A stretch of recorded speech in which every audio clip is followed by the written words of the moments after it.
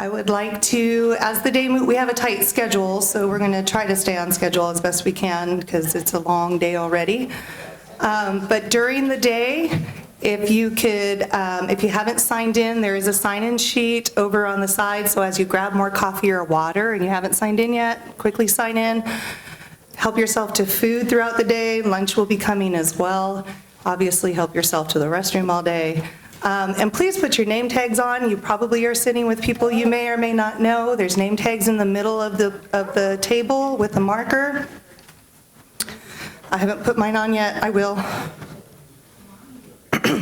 Excuse me.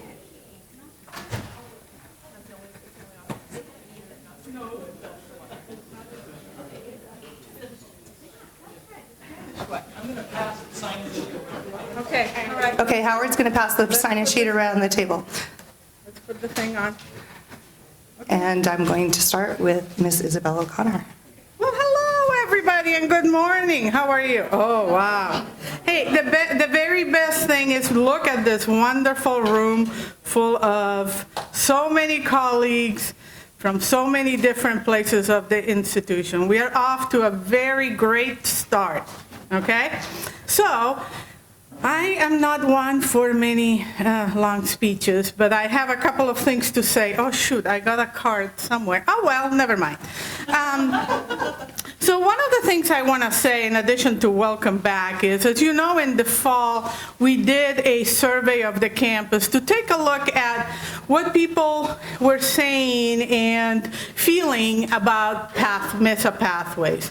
And we learned a lot. It was a humbling experience, and what you see today is the result of listening to your comments and trying to accommodate that need to do two things, which I think in my mind are the goals for today. Listening to what you said in the survey, we heard loud and clear that you wanted clearer communication, more transparency, and greater involvement. So that's attempt number one today. And the second thing you said is that you had really good questions throughout the survey. One that resonates, and I have to thank John Crescitti, who went through every single response. He's still trying to figure out who was a 49er fan. If you're a 49er fan, can you raise your hand? Oh, there we go. John, here we go. Marisa. Okay. All right. So he patiently went through all the responses, and we met several times. And when I say we, is our fabulous planning committee. So let's hear it for them, right? There you go.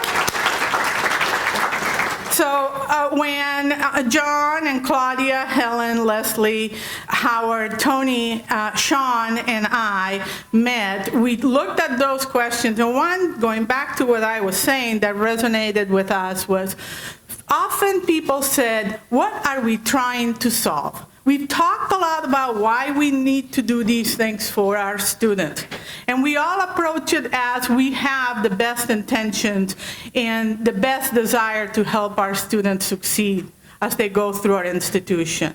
But the other question was, what are we trying to say? What is the problem or the issue that we are going to tackle and take advantage of Pathways as an opportunity to solve it? And again, emphasizing the problem is not an individual, is as a college, as a campus.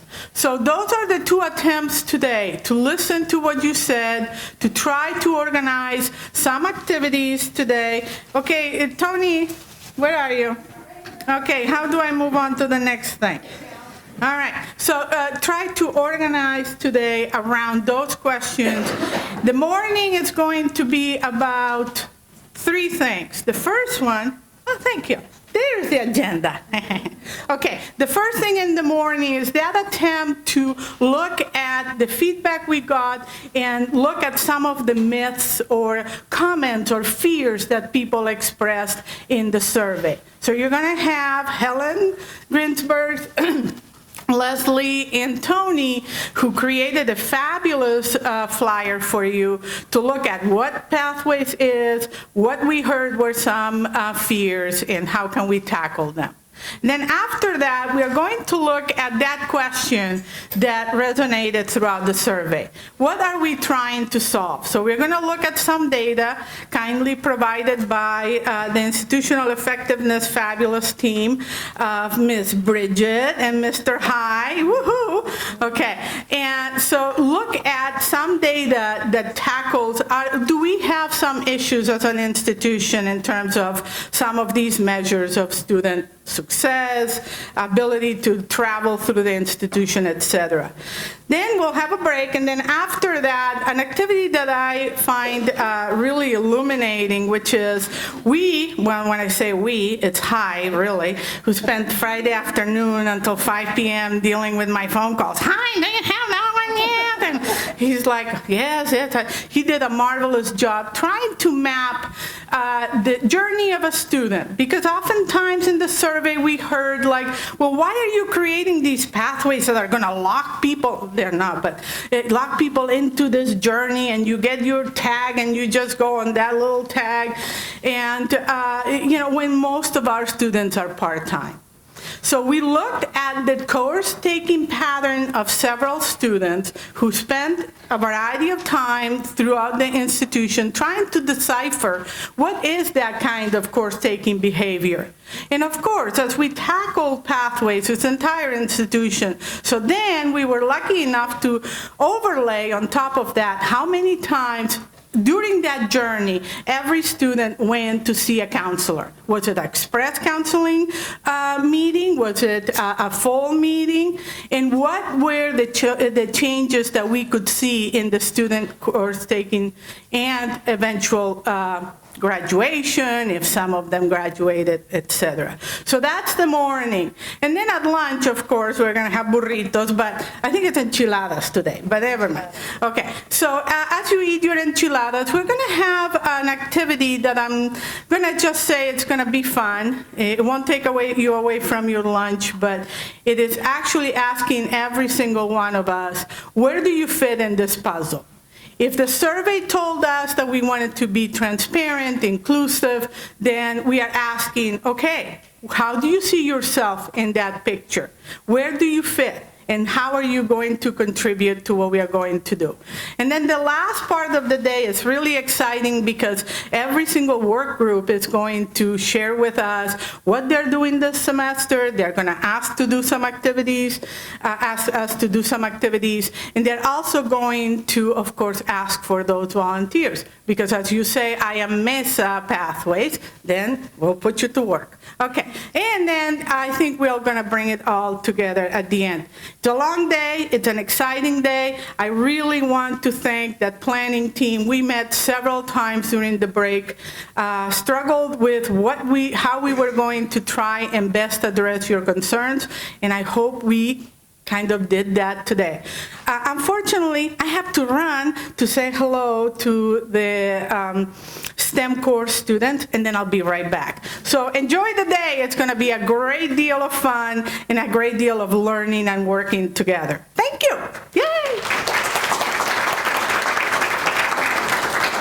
Oh, and now you have Tony, Helen, and Leslie. Sorry about that. Hi. So we do recognize that there's a lot of clutter on your tables, a lot of papers, so hopefully you were able to grab the little half-sheet agenda, so you have that with you, and hopefully you were able to grab the Mesa Pathways info sheet. This is for you to take with you, and the three of us are going to go through what we put together here for you, starting with Helen. Good morning. So I think Brave Communications actually started with some of the imagery that you see here, and then our retreat planning team meeting worked on it as well.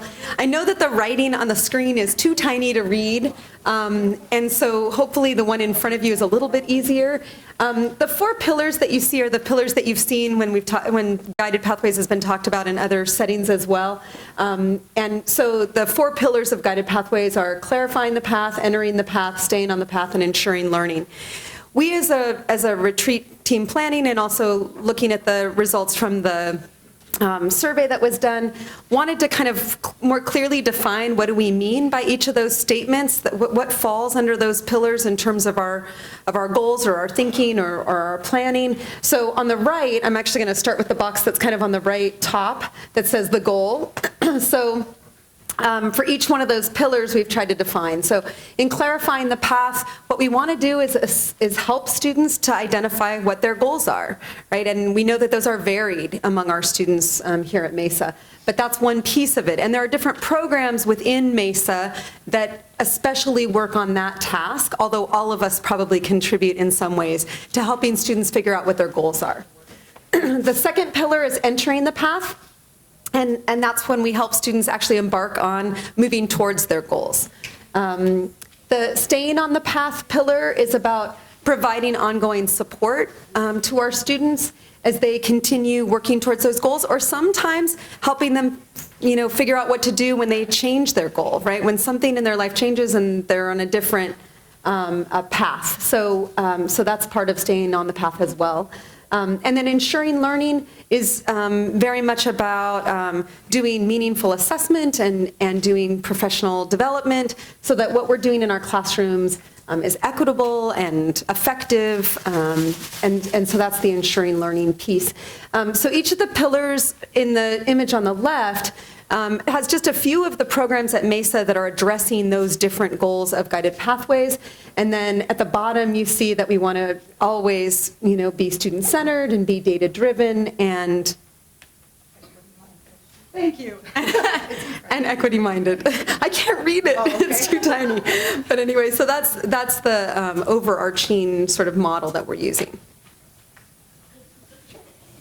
Good morning. Welcome back. So I'm going to talk about the three boxes right under that, the why, the what, and the how. And I will say we spent a lot of time wordsmithing these simple sentences or descriptions. We all decided we're going to write a book after as our next step. But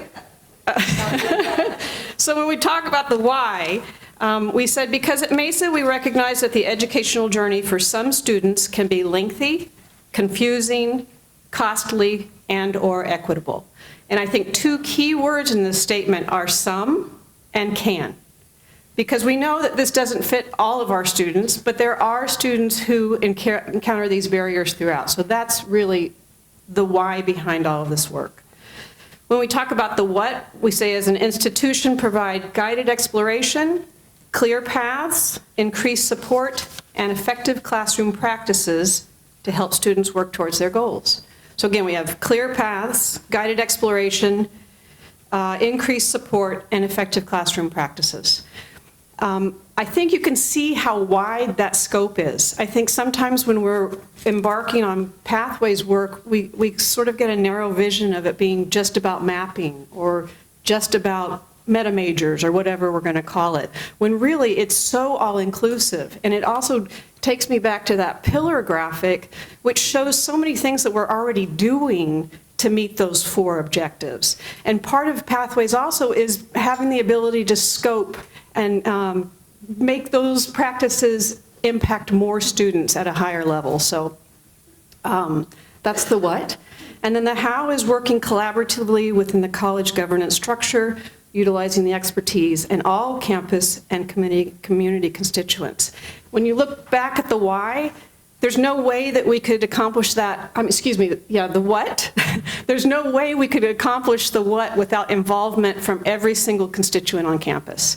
So it's really important that we're all involved. Today, some of the work we're going to do is helping everyone in this room make a connection between the work that you do on campus and how it fits into this work of Mesa Pathways. So all of our activities today are pretty closely designed to help fill in the blanks as far as the what, the why, and the how. So hopefully that will be an outcome for you today. So from the survey, some very real concerns kept popping up. And from, some of my interactions with a lot of you in meetings and things like that, some really big concerns came up. Things like Guided Pathways has destroyed programs. Guided Pathways has resulted in the elimination of important courses. wow, you really can't read this. Guided pathways limits options for students. Meta majors eliminate individual major options by lumping them together, and guided pathways is inequitable in that it focuses solely on full-time students. And our statement today and always, but really now you have it written in your hand, you can take with you. First of all, Mesa is committed to using guided pathways to improve the student experience. It's all about what can we do better for our students. And Mesa Pathways is committed to using existing structures for program planning and to our fundamental values around preserving comprehensive program offerings, student choice, and equitable practices. I think the real thing is we are not going to use pathways as a framework to change anything that we are doing. We are only looking to do things better for our students. So this is something you can take with you. You're going to see it again at Convocation. We're going to have a million of them all over the place. We talked about putting them in big posters. I don't know, something like that. So take this with you, share it with whoever you want to, and we're going to move on. So I'm going to invite Bridget up for the first part. And this next part, while you are muddling through all the paperwork on your, on your tables, is, you want to hold that up? It says lengthy on top. It has a bunch of data. And I'm going to let Bridget introduce it. Awesome, thank you. So just a quick recap of what is on your table so you can grab as we go through, break into this activity, you can go ahead and sort through and grab the things you need. So for this activity, we're going to use this table. It's 4 pages. What are we trying to solve across the top? You also have a stack of student profiles, student A, student B, and student C, that will be used for the next activity that Hai will lead you through. There should be enough on your table for every individual to get at least one copy of each student. And each student has 2 pages, one page that has their courses, and another page that is a table of appointments, counseling appointments and things like that. So as you're sort of breaking into this activity, go ahead and feel free to grab those sheets. So as the info sheet mentions, the Pathways team obviously has spent a lot of time thinking about the why, the what, and the how. And this activity that we're going to do right now focuses on that why statement and focuses specifically on those 4 adjectives that I think are really explanatory about why the Pathways team has invested so much time and energy into this initiative, which is that the experience can be lengthy, costly, confusing, and inequitable. So what we have on your table is this handout, which has 1 page for each of those words: lengthy, costly, confusing, and inequitable. And within each of those words, there are a few data points that give examples of types of experiences that align with that data. So on your tables, you have a number. I believe it's 1 through 4, right? Yes. So if your table has number 1, you're going to focus on lengthy. Number 2, costly. Number 3, confusing. And number 4, inequitable. And we're going to spend, I think, 9:50. We're going to spend about 20 minutes for your table to discuss the data that is found in your topic area: lengthy, costly, confusing, or inequitable. You're going to identify one person to jot down the collective thoughts of the table in response to the 2 questions across the top. What do these data mean to you? So very general, and that can go in many different directions based off of what types of data you're looking at. And then what can we as an institution do to address this? Cool. We have questions, comments, thoughts before we get started? So at about 9:45, probably, we'll go ahead and circle back together, and we'll have each of those 4 areas report out to the larger group. Are there any questions? Do we feel clear? Do we feel clear? All right. Each table has a scribe already designated. Designate someone to keep the official record. You can all jot your own notes, but one person needs to be the official table scribe, because we will collect that one document at the very end. Okay, go. Okay, and go.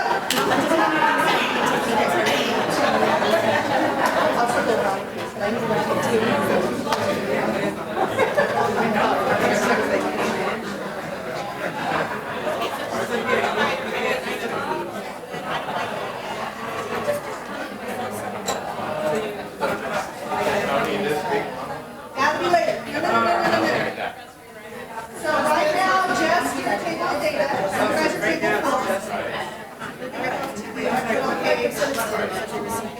And you are going to be the data points and answer the 2 questions inside based on what you see.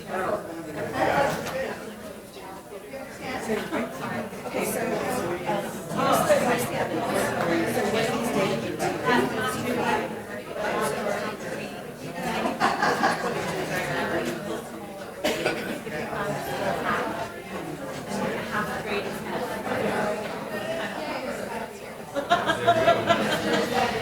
Don't mean to be late. Don't mean to be late. Where are you at? Are you in the? Always on.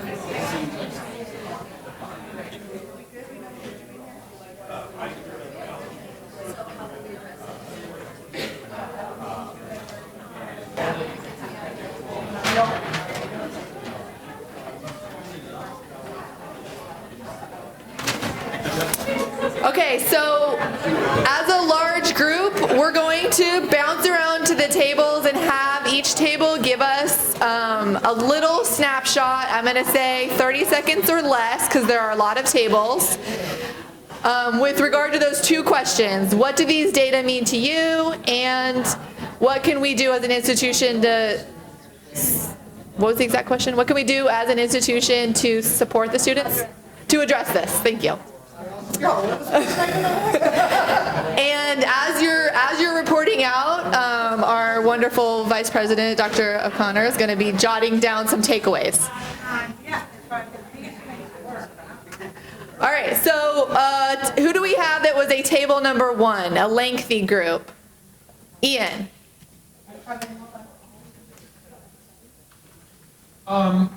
So, I mean, I think in terms of what does the data mean to you, I think there was a general consensus that all of it just sort of raised more questions, and we wanted sort of deeper information.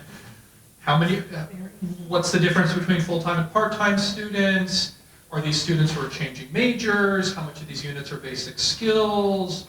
All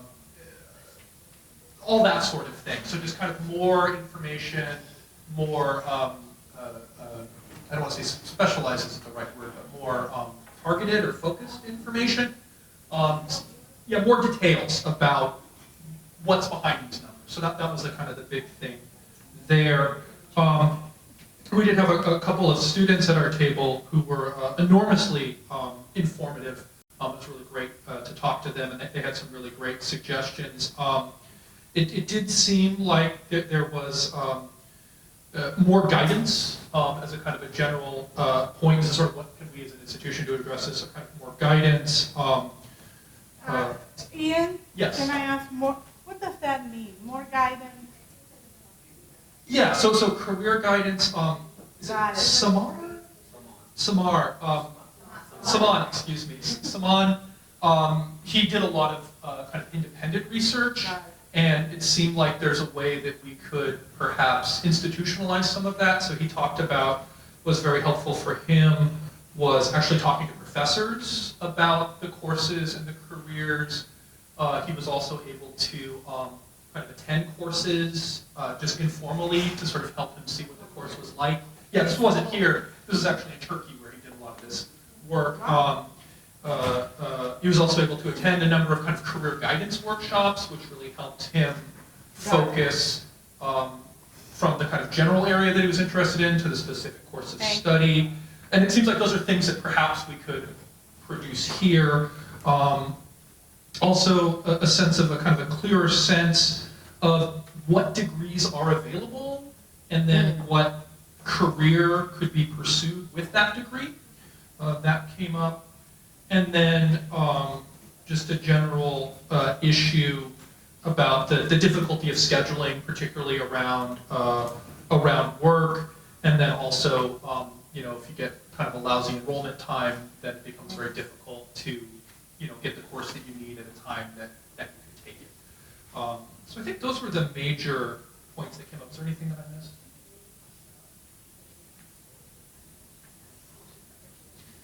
Oh yeah, and there was a sense that at least some, Megan again mentioned that, she did do a lot of kind of exploratory, spent a lot of time taking classes that, to figure out what classes she actually did enjoy and what majors and what kind of career paths she wanted to pursue. So she definitely is on the kind of longer end of the number of units, but at least some of that was beneficial for her in figuring out what she wanted to do. Though again, I think she also expressed that it would have been nice to figure this stuff out maybe a little bit more quickly. Did I? Oh yeah, and then financial aid being a problem, not having it, and so then needing to work a lot, which then makes scheduling difficult, and I think we all know how that can cascade. Cool, thank you. Yeah. Okay, yeah. Any other lengthy tables out there who want to add in anything that wasn't said by that very comprehensive review from Ian? Yeah, and what's a lengthy table? The lengthy was the topic. Okay, it's like, what's Table number, any other tables number one? Table number ones? All right, table number 2, costly. Who had the costly? And wants to speak. Let's go with Andy's table back here. Oh, there we go.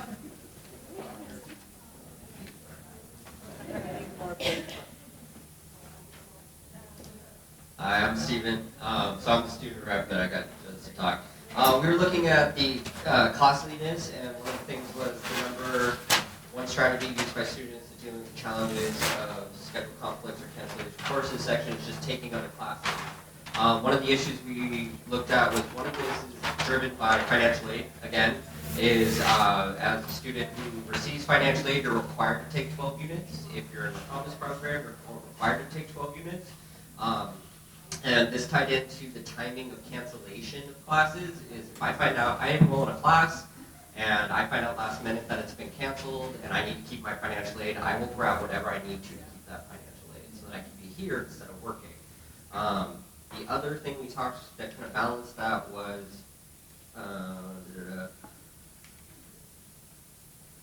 scheduling conflicts. So, I have only so many options to pick classes and I have so many requirements. If English and biology conflict and I can't take those 2 classes together, I have to grab something else to balance that schedule. And then again with the cancellations. Here's one other point.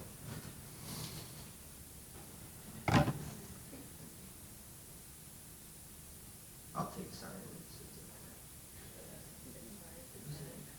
Okay, anyways, moving on. So one of the things we wanted to look at was analyzing ed plans to ensure that requirements can be met. Kind of with the pathway, seeing that more like a visual understanding of how you're going to navigate this and what the needs are. How that schedule is for students, understanding that an ed plan doesn't actually give you a schedule and you are trying to balance the need for the schedule and the ed plan. There's just an inherent conflict when classes are getting canceled last minute and whatnot. The other thing was students taking 4 years instead of 2 years. One of the thoughts we had was the assumption that 2 years is the goal. how are we meeting the need for students who are here to explore. Students like myself, we're doing maybe 1 or 2 majors. I'm doing 2 currently. Students need more knowledge on how to navigate our financial things. Like I'm team lead for the peer navigators, and I learned last month that there's a cap on the units for financial aid. I got blindsided by that. I've been exploring, I've been growing, and now I'm doing 2 majors. I'm like, oh, that's going to run out next semester. Great! That whole new plan, that last semester for me is now going to get drawn out across 2 because I got to get a job. So it's those kind of adaptations that I think are causing more stretch in time.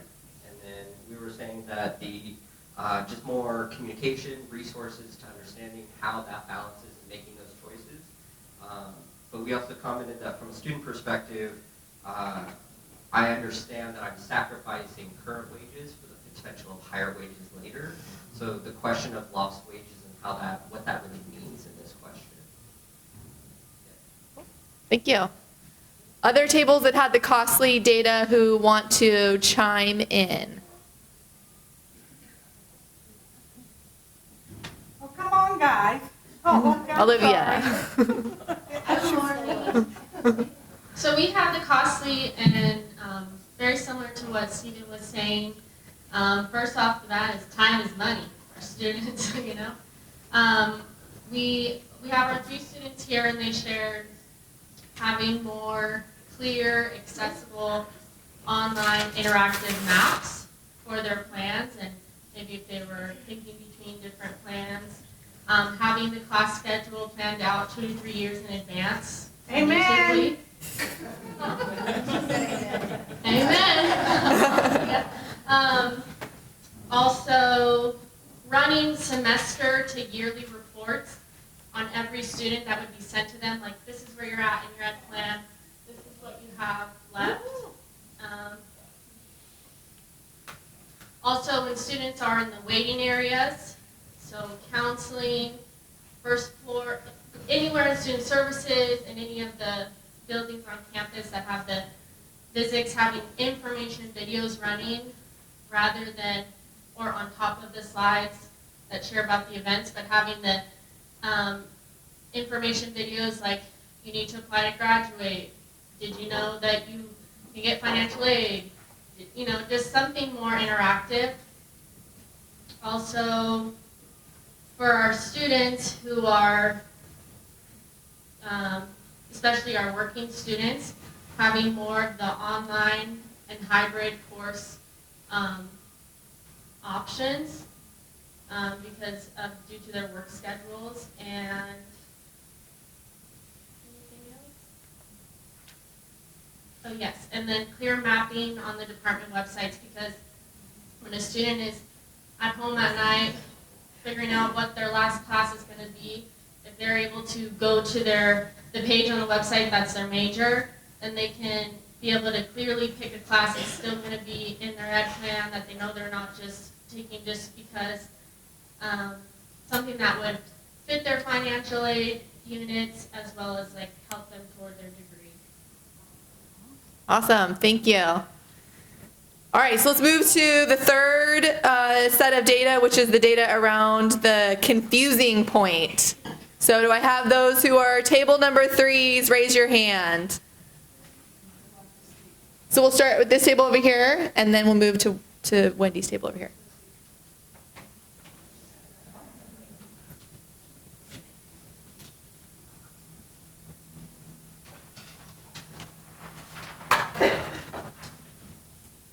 Sorry, I forgot my glasses. The confusing part from a student's perspective, like myself, was just the basic vocabulary like GE, major requirements, unit, academic probation, what the W means, what the deadlines are. Also, for the second part of confusing where it says less than 1/3 of the first-time degree transfer seeking students complete their a comprehensive ed plan with their first 3 primary terms. What it meant to us is sorry, I can't read your handwriting. Yeah, you want to do it? Sure. So I think from student perspective, it was getting in to be able to meet with a counselor to have an understanding of what a long-term education plan is. So that can sometimes be a bit challenging, so students are confused, or maybe they're getting started off on the wrong foot, and they're taking excess classes that perhaps they may or may not need for degree completion. Just a general overall, I think students are just confused. There's varying information between the catalog, which is sort of the Bible of information as compared to what students are maybe seeing on a department website. Also the challenges too for students who may be transferring, that requirements at the institutions for majors may be changing and we're unaware of those. So those are some of the really confusing points for students, the inconsistency of information. And then the other piece too is just accessibility to accurate information. Guadalupe brought up a great point about just being able to understand terminology. And so for some students who maybe don't know what those even mean, something we can do as an institution is just to be better about providing easy to understand, whether it's through videos, whether it's through links, to have clear explanations to any of these topics that students have confusion over. We talked a little bit about online options, accessibility through counseling, having access to counselors, which happens to be my project, so full disclosure. But we also talked about having like a chat now feature, accessibility on off hours, and just better accessibility to counselors sooner or more often.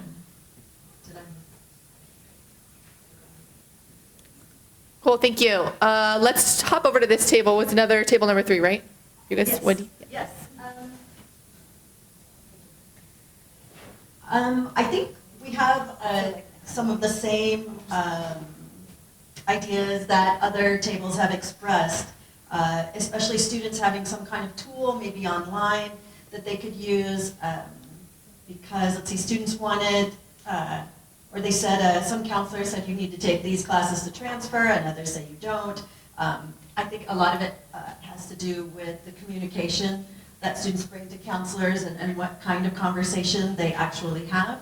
But we thought, I guess I didn't know this, but assist.org isn't working right now. And I thought that was a useful tool for students who were resourceful. If they wanted to double check something or explore a little bit on their own what their requirements were, they could go to Assist. And we talked a lot about needing more communication between instructional and counseling faculty. And I think Loren said that we need venues for these conversations. We need to create these spaces, because if there was more conversations, then instructional faculty could add to the kinds of courses students need to take for that major, career possibilities, things like that. We also talked about infusing information about campus services into classrooms more. There was some talk about embedded counselors and how that experiment went. And I'm not sure, would you like to add anything, table? No? Okay. Awesome, thank you. All right, last data point we're going to look at is for those who had the data around the pathways being inequitable. Table number 4 here, and then we'll come up here to Leroy's table at the front.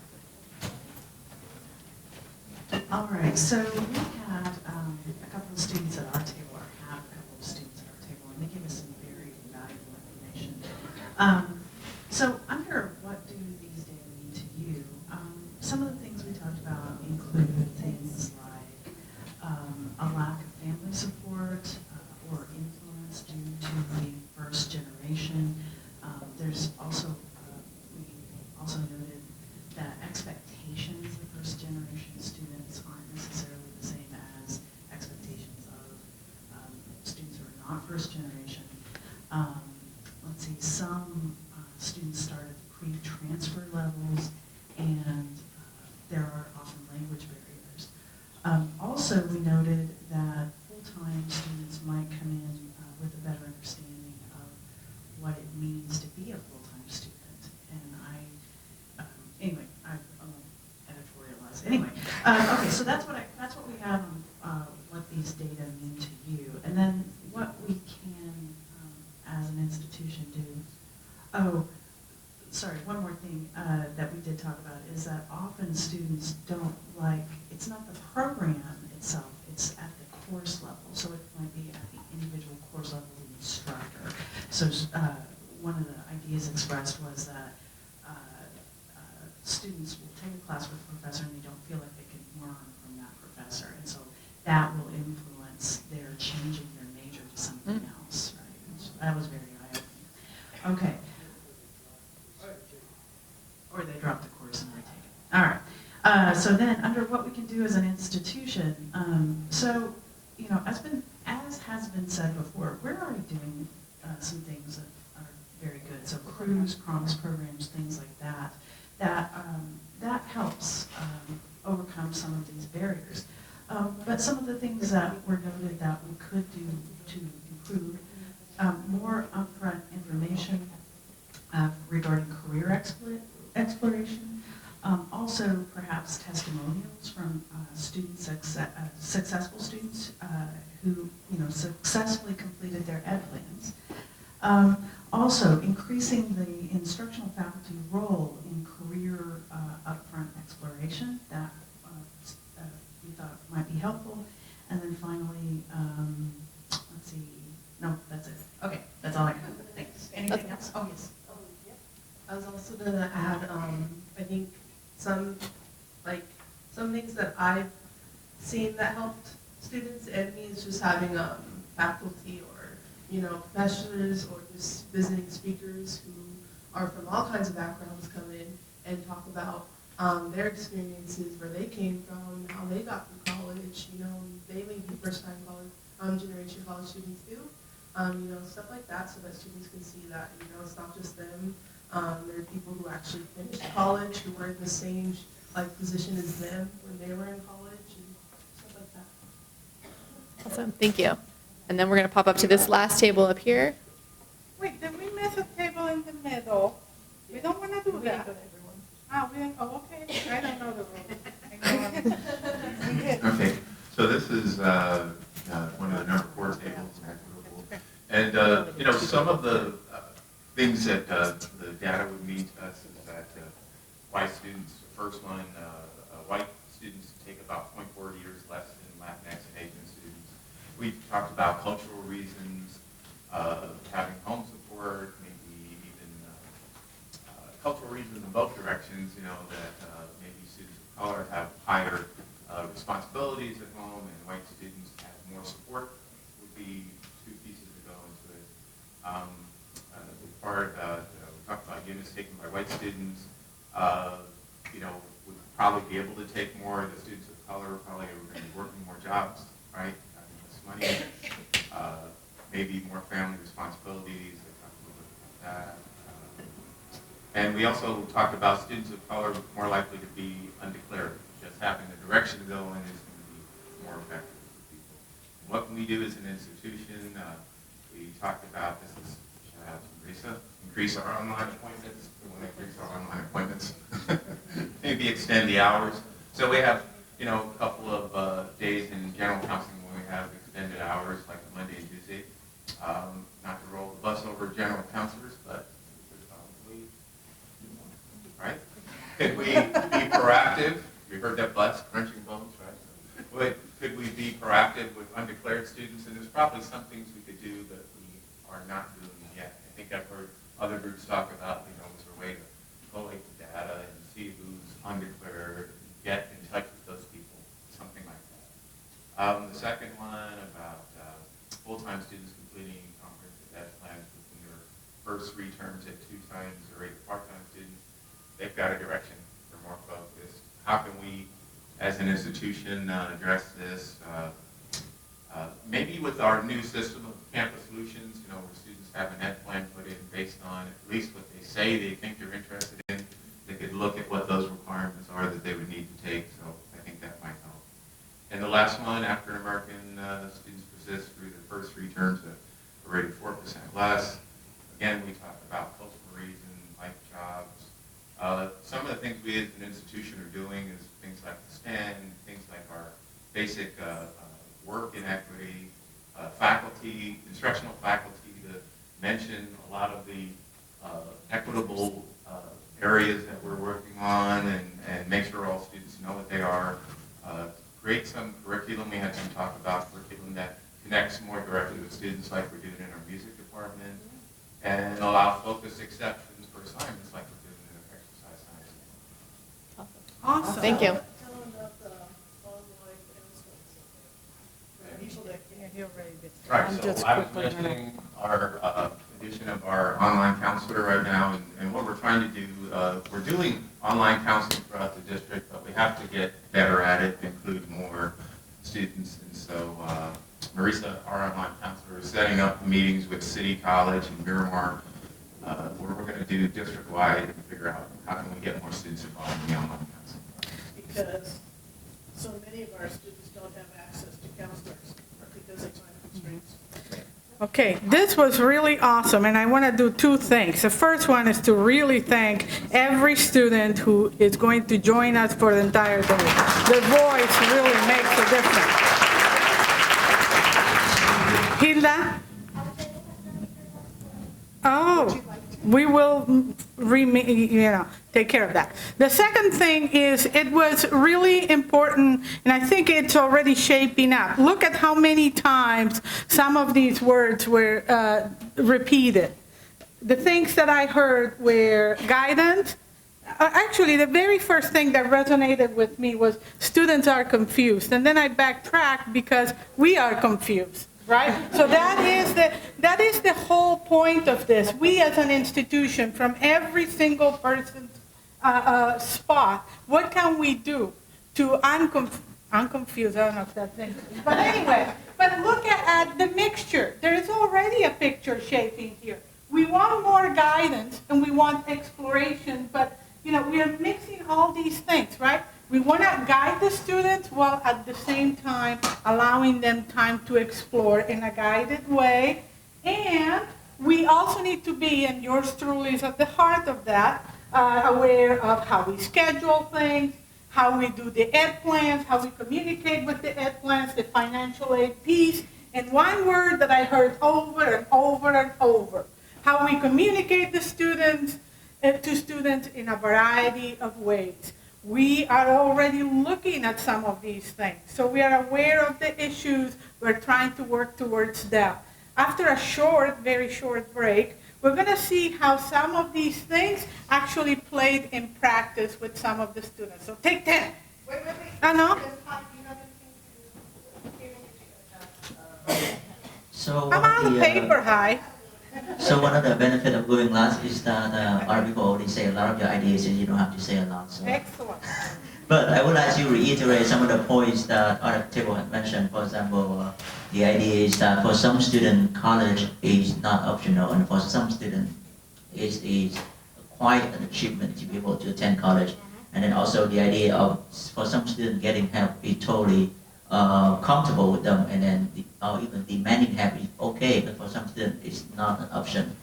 And then other points that we talk a lot about is having extended service to students, especially outside regular 8 to 5 hours, because we got a student working part-time or who only can attend college at night, would lead to the next point, which is to extend the option of, for example, online courses. And one more thing I would like to mention is something I learned, especially when looking at point number 2 about comprehensive ed plan, is that I just learned something new today, is that comprehensive ed plan is actually required for continuing to receive the FAFSA. So think about for a student who are already struggling, who don't have a comprehensive ed plan, now they have other barrier in terms of financial barrier right there, so more problem for them. And we have a financial aid expert here in case anybody have any questions. Thank you. All right. And now you can take 10. So we are going to ask you to start finding your seats again.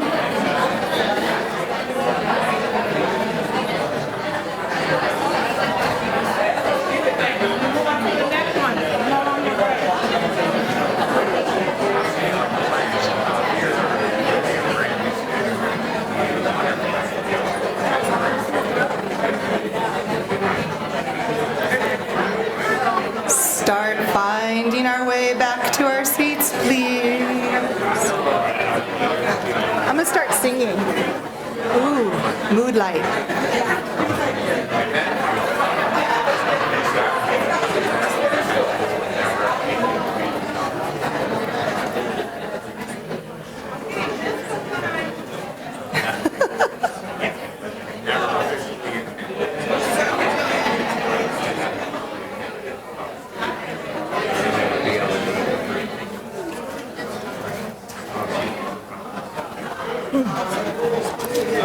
We are making our way back to our seats.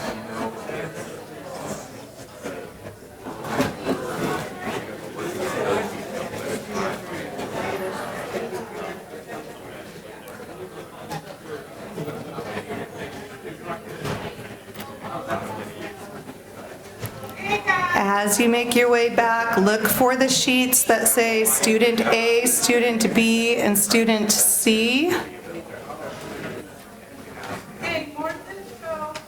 The extra long,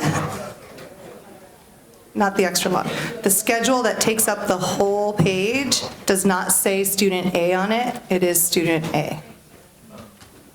Okay, hi, take it away. And I'm turning this over to Hi. All right, good morning. How's everyone doing? Let me try it again. Good morning, how's everyone doing? All right. So earlier we have the opportunity to look at the, I would say, 50,000-foot view of the overall student experience. So now, and one other thing that I noticed in my table is that people asking for more information. We need to know more about the student. How about with Zachary at a lower or deeper level? So here's the opportunity for a different exercise. Now we will look at 3 student profiles, and we're gonna need student A sheet, and then the super long table that Tony mentioned earlier. At the end of it is say total is 48. That also student A. I apologize because the title got cut off. Then we need student B, and then student B recorded counseling visit. And then we need student C, and then student C recorded counseling visit. Oh yeah. So at the bottom of each page, let's say student A, you will see a description, some sort of demographic and background information about that particular student. All right, and then underneath that we have a lot of tables, a bunch of tables. So that is the course-taking pattern and the grade that the student received per semester. And then in the other sheet, let's say recorded counseling visit, that is the interaction with counselings that we have in record for that particular student. Any questions so far? So the idea here is that with this information, with the demographic information, with the course-taking patterns, with the counseling interaction information, let's talk about the student journey.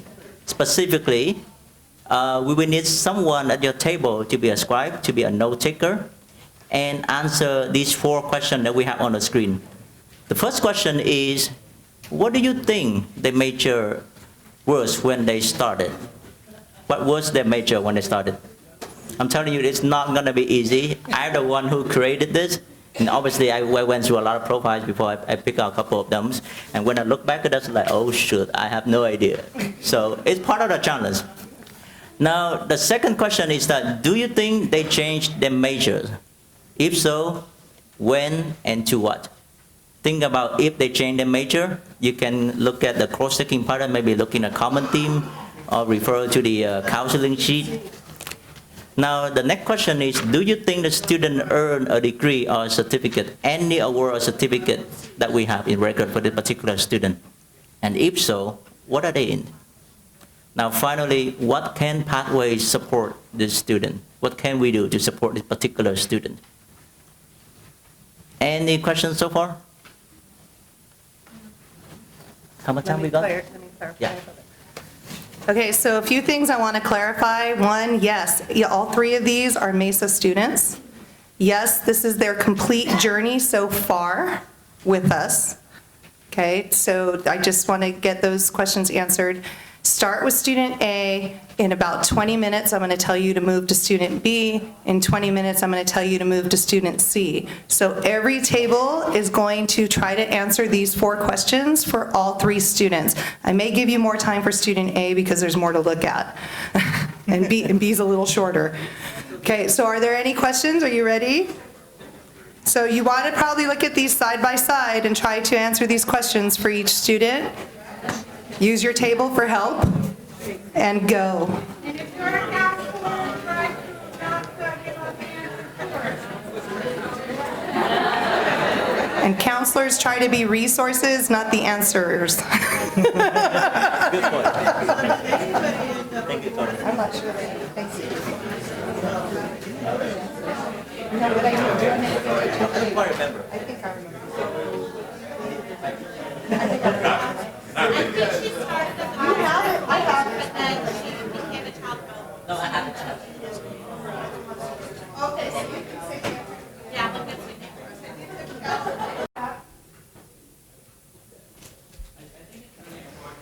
Wait for the mic, okay? I think it's really important that, what we think and want for our students, we have to find that balance between what they're getting outside of this. Because we don't have any control over what happens with what their friends say, what their parents say, what society says in terms of, hey, you don't have time to explore. You don't have time to do this. There's no money for that. You need to just get in and get out. And that's what we fight a lot. And students trying to change that image, that perception of, take some time to do this. Because, and the other part of it is just that life experience. When you get a student at 17 or 18, there is no life experience to allow them to make any type of decision that may be credible for them. Because it's just not, that life experience isn't there. And I find that students who come back, usually they're ready. So that we can't just say, we are going to do this, and this is how it's going to be done. We have to look at all those other factors and accepting students where they are and then building up from there. And I really like what you just said. And in fact, remember the initial questions that the planning team came up with is, what are we trying to solve? What issues are there that we are trying to solve? Who are we building pathways for? And then how are we all going to work together to make it happen?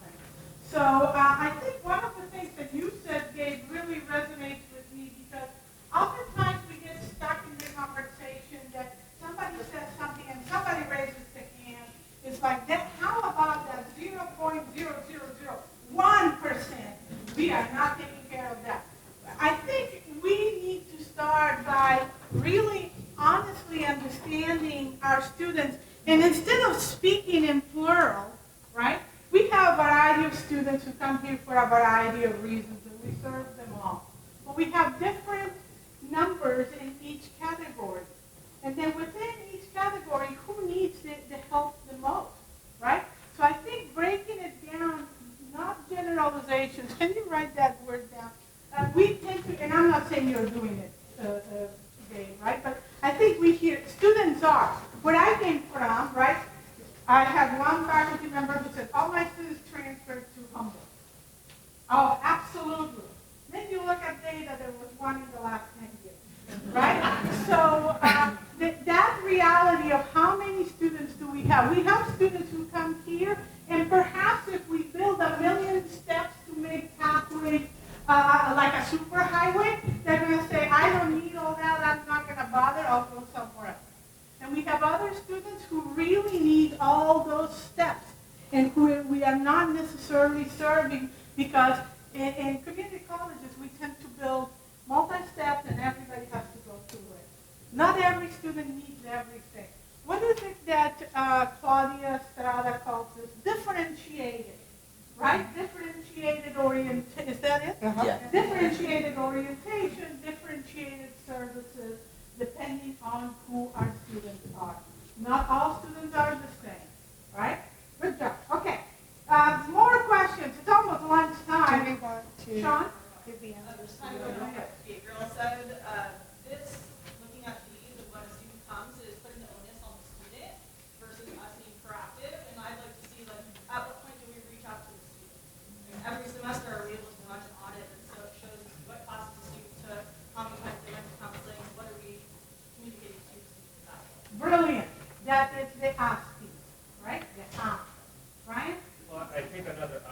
piece could be, because we're really, I mean, when you talk about differentiated orientations and these different structures, there needs to be a consistency of message too. I think something that bounds students up is, I saw counselor A and got one story, saw counselor B, one story, a different story, and then does the transfer center tell me something different, does my professor tell me yet another thing?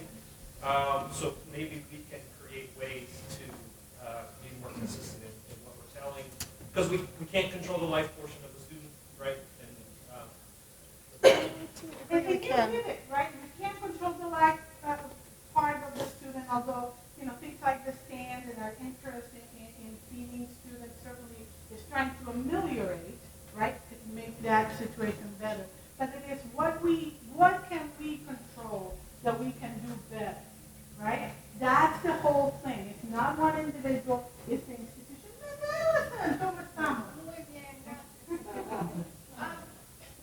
One thing that came up at our table was there's so many things that are very costly that would be great to be able to do, to give us reassigned time to do more mentoring, to do more faculty counseling, to hire more counselors, et cetera, et cetera. If there is something that we already paid a whole bunch of money for that maybe we could use better, that could really help it in, is it Sean? What she brought up about we can have some automated things through PeopleSoft that would take the assessment, that it wouldn't take a lot of person time, that could automatically generate reports, and maybe we could see those as faculty.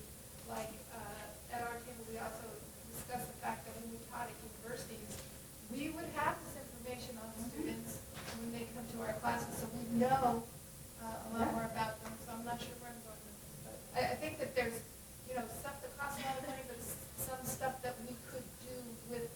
I think we could do a lot more with PeopleSoft to get us better information as faculty and counselors.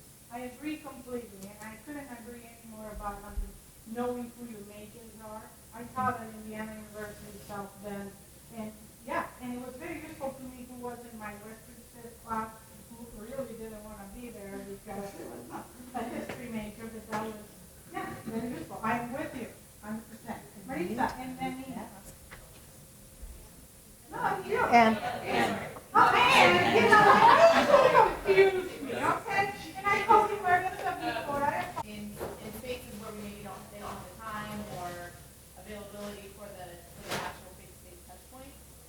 And one thing that dawned on me is it's really difficult to do technology solutions without having someone who says go and do it, right? And district-wide, really a lot of these technology solutions that are being proposed would require a district-wide effort.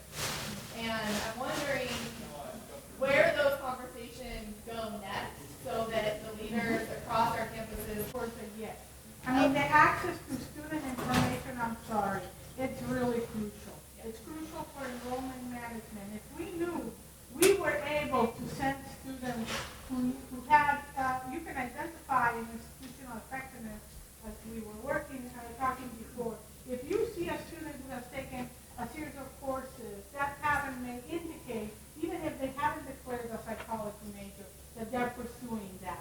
And then I can look at which courses could be next for how many students.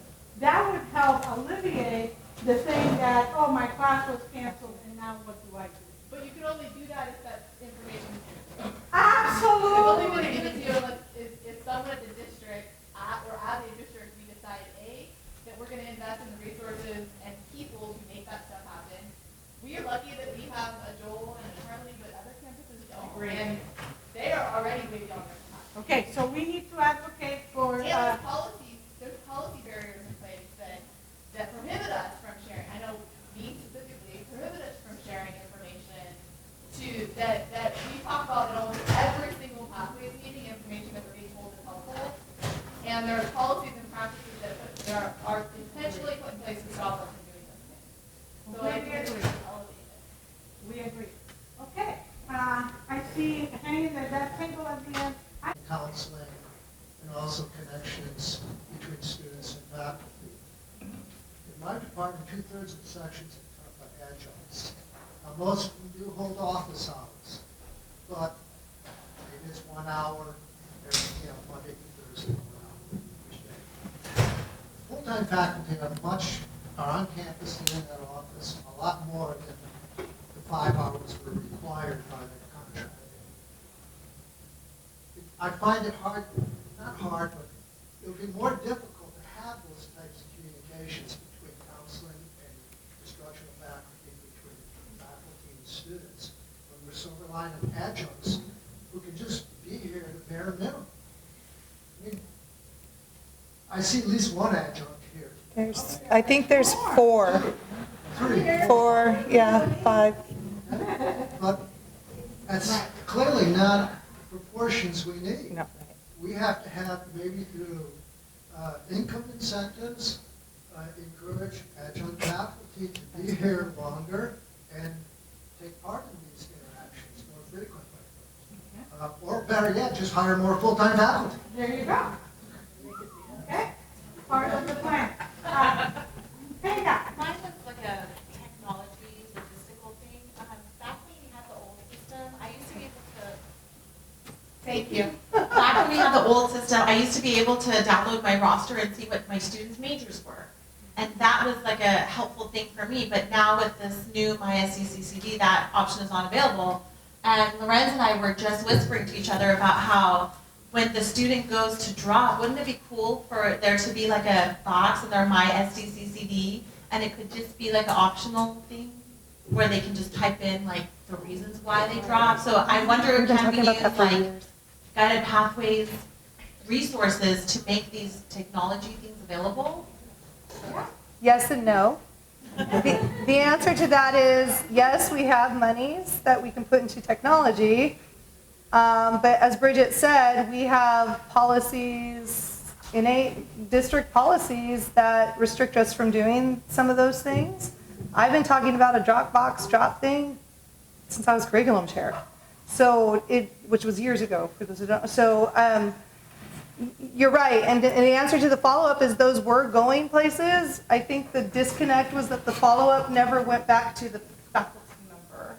And I think a lot of that was emails sent to the students. So if students aren't watching their emails, which if it doesn't come to their phone, they're probably not these days. And so how do we get technologies we can, and then how do we advocate for technologies that we need to at that district level, I think is definite we conversation. have a student who wants to speak. You need the mic. Earlier talked about the differentiation of need, and from a student perspective, there's one thing that we do all have in common, is that coming to get an education for us is an act of hope. Yes. You know, and if you're going to be doing pathways, just recognize that it's about encouraging that and acknowledging that and rewarding that, and that whatever you do with this or take with this, know that what we're coming for you is to validate that hope, to say there is a future, there is something worth chasing, and when people drop out, it's because they lost that hope. You know, if you still have it, you're going to still show up, you're going to strive, you're going to do it. With this team mentorship and outreach, that's what we do. As students, we share our hope, and other students are inspired by that. So I just want to remind you, don't get so into the minutia and the details. Just remember that there's a bigger purpose here, that when you bring that, when you remember that that's what you're trying to do here, I think a lot of these answers will settle themselves. That was beautiful. And I think that's the place to end. On that, I'm stealing my team because we enjoy your lunch. We will be recruiting you for some video links. But I want to end by saying I really appreciate this conversation. This is the place for all of us to join our perspective and come together with at least some basic understanding, with that message of hope and some basic understanding that we are not trying to preclude, there is no right or wrong. We are simply trying to understand our students better and make sure that that hope materializes through some more guidance, better communication, while still preserving the ability to explore. If that is the message from this morning, I think we earned our enchiladas for sure. Thank you. But before you break, whoa, wait, sorry, I hate to be the downer. What? Not the downer. Just because we didn't give the answers, student B started with no major at all, changed major to child development, did not receive any award or certificate at all. Student C started as an engineering major, and in fall of 18 changed to health information technology and has not received a degree or award, just so you know. During lunch, wait. Sorry, during lunch, there are Post-its at your table under the mess of paper. And during lunch, we would like you, the I Am Mesa Pathways poster is over here to the right of the screen, to the left of the screen, sorry, my right, your left. What we want you to think about is to think about where you fit on the campus, either your program, your department, activities you're involved in, however you want to view yourself. Write those things down and fit them into one of the 4 pillars of Pathways. Where do you think that would fit? And if it belongs in multiple places, then use more Post-its. Also, the poster didn't end up as big as I had envisioned it, so there's extra room underneath for things. We'd also like you to think about there's 2 other big Post-its over here. What are we trying to solve? And who are we doing Pathways for? And as you have thoughts, maybe during lunch you start thinking about things, or you've thought about that already, stick Post-its up there too, or use your marker and write it on the paper. So just information collecting while you are enjoying your enchiladas. Now enjoy your enchiladas. And thank you. Hi, did you want to? Thank you. Thank you. Okay, well, bathroom break. Bathroom break. Get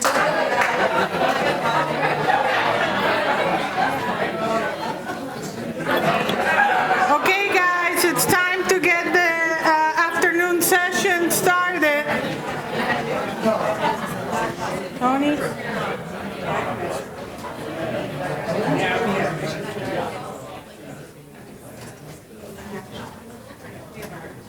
Just a reminder, before our first work group, we have cookies and coffee and fruit in the back on the side, so help yourselves. And here we go. Uh-oh. You're starting.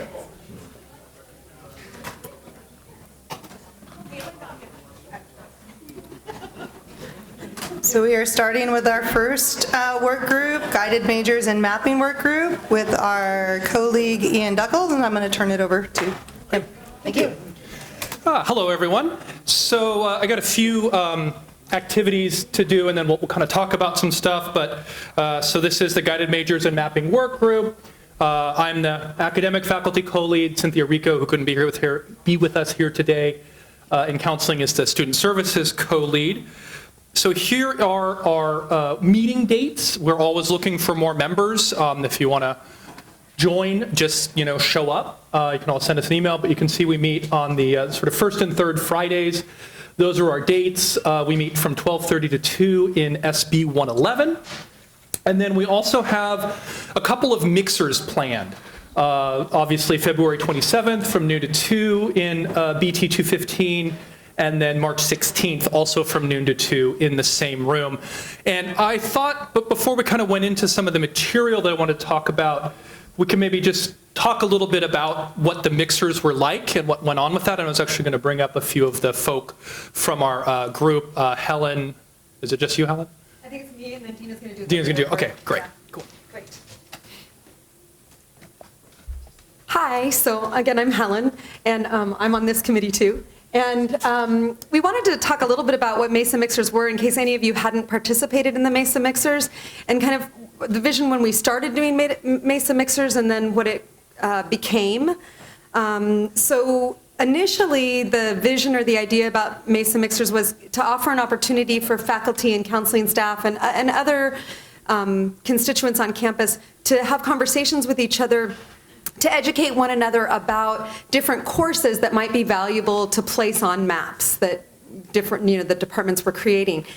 But when we started having these conversations between counseling and faculty and other people on campus, it really organically changed into conversations about some of the concerns we had about making maps that maybe would be too prescriptive, and how that might limit our students' choices, might bias them against or towards certain courses, maybe just based on one person's ideas about what's valuable and what's not valuable. Also that it might hurt programs, that it might not serve students well because there wasn't one answer for all students, as we've talked about, like with the differentiated, orientation or exploration. One thing wasn't going to fit everybody, and so the conversation at the Mesa Mixers became one of, what kind of guidance do we want to offer with this idea of maps? And it really became just a wonderful opportunity for faculty and counseling to do exactly what we talked about this morning, to collaborate, to learn from each other, and to figure out ways, based on the information each one of us had, to better guide students. And so people got to be heard and feel validated about what their concerns and hopes were. And we ended up coming up with this idea of more flexible, student-centered mapping that would give them, still enough choice while also providing some guidance. It was very helpful for me to learn from counseling about kind of what they see students doing in the past and how they help them, and that was all really, really useful. We kind of want to take that same approach as we move forward this semester in talking about meta majors or areas of interest, to be able to share ideas and hopes and concerns and figure out what really works best for our students. So a lot of the things we were talking about this morning went right along with kind of the benefit of our Mesa Mixers. Did I miss anything? Yes, please join us, because that's what makes those mixers so valuable, is having a lot of participation from different people who have different expertise about what we're trying to do. Thanks.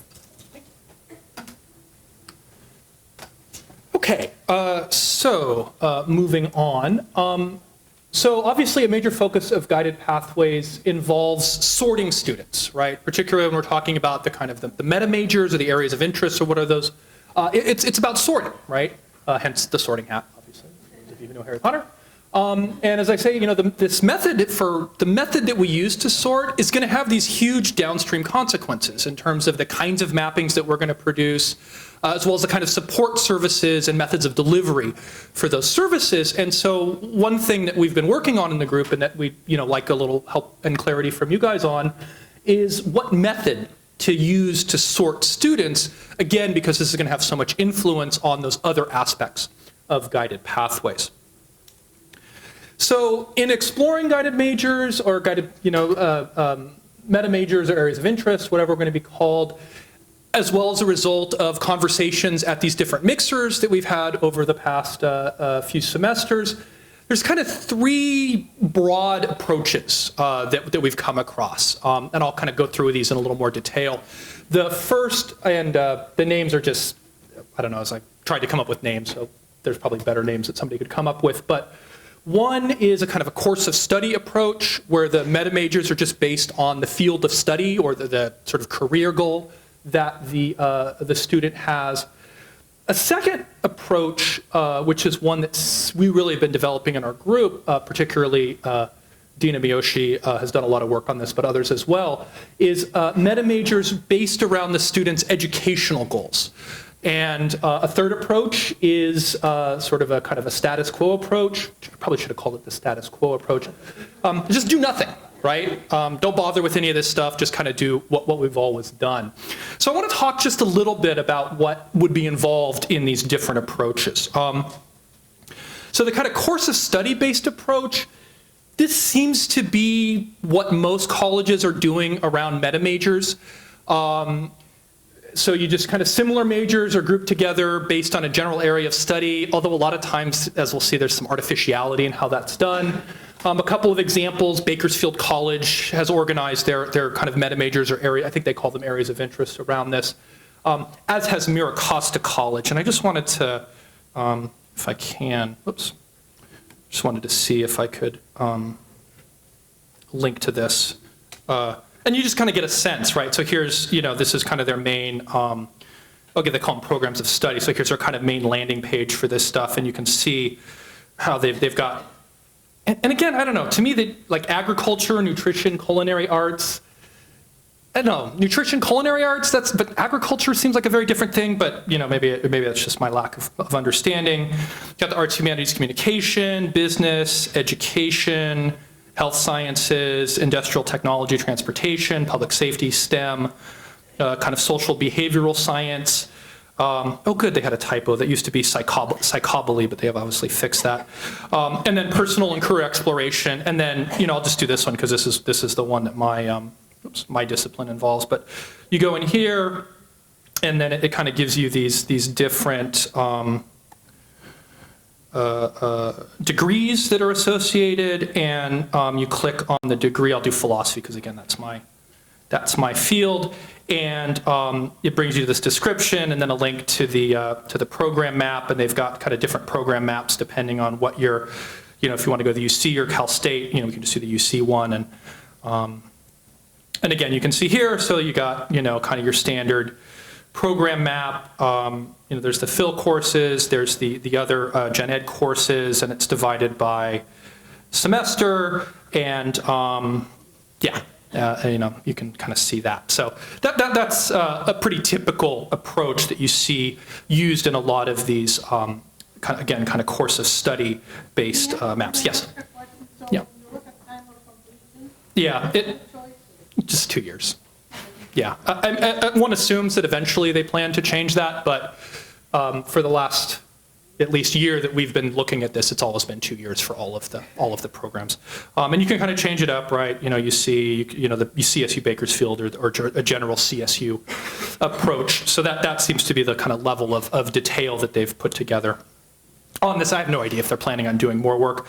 But you can see they're very, and the Bakersfield one is very kind of prescriptive. There's language there where they say, don't take anything that's not on the map. And so that definitely fueled a lot of the kind of concerns that some people have had about this course of study approach to meta majors. I won't bother with Miracosta, but it's kind of a similar, and you can just, if you go to their websites, you can see that kind of information. So there's, some good motivations behind this approach, right? The thinking is that you group courses specific to the major, which can kind of allow students to change major within that particular community without losing units or having to take more time. So, it's obviously good. When you've got these sort of different communities or areas of interest, you can do orientations and support that's specific to that particular area of interest. You can also sort of direct students to general ed courses that would support learning in that major. So if they're a biology major, there might be kind of an English course which is focused on science-based or science-related writing, so that, the writing you learn supports all of that. So again, there's a lot of good ideas here. And then also too, you'd end up, potentially being in classes with students with similar areas of interest, similar focuses, similar goals. So that's kind of the benefits of this course of study-based approach.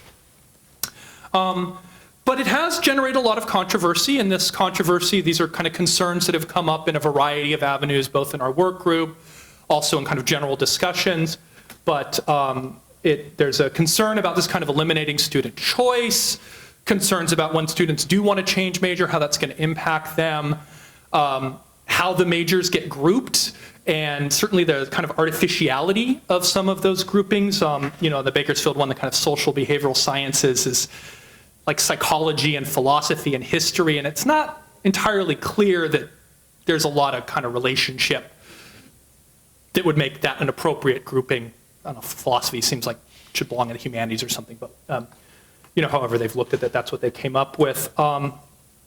You also get this problem, which has come up elsewhere, where you do have certain courses of study or majors that fit into multiple groups. So geography, like physical geography is like a STEM field, and cultural geography is much more like a social science. And if I'm misrepresenting this, Waverly, you can let me know. But there's other majors where there's similar issues, and so concerns about if your major just sort of gets stuck under geography major gets stuck under social science, maybe the students who do have a STEM interest won't get even sort of realize that that's an opportunity. So again, it's those kinds of concerns. Also, too, this sort of course of study approach really does seem to ignore the lifelong learners, and other kind of constituents that, a comprehensive community college should be serving, and all of this problem with the undecided students, how does one address that?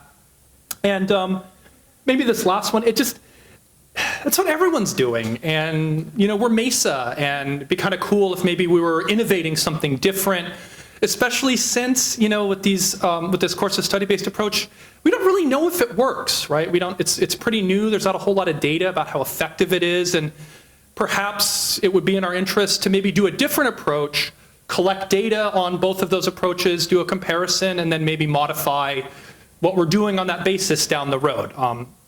So again, that's a kind of just general concerns that have arisen about this course of study-based approach. So an alternative would be what I'm calling the student goals-based approach. And the idea here would be that these meta majors wouldn't be organized around what field the student is interested in, but organized around the educational goal of the student. As we know, students come here with very different goals. Some students, they come here, they know exactly what they want to do, they know exactly where they want to transfer, and they maybe don't need a whole lot of help.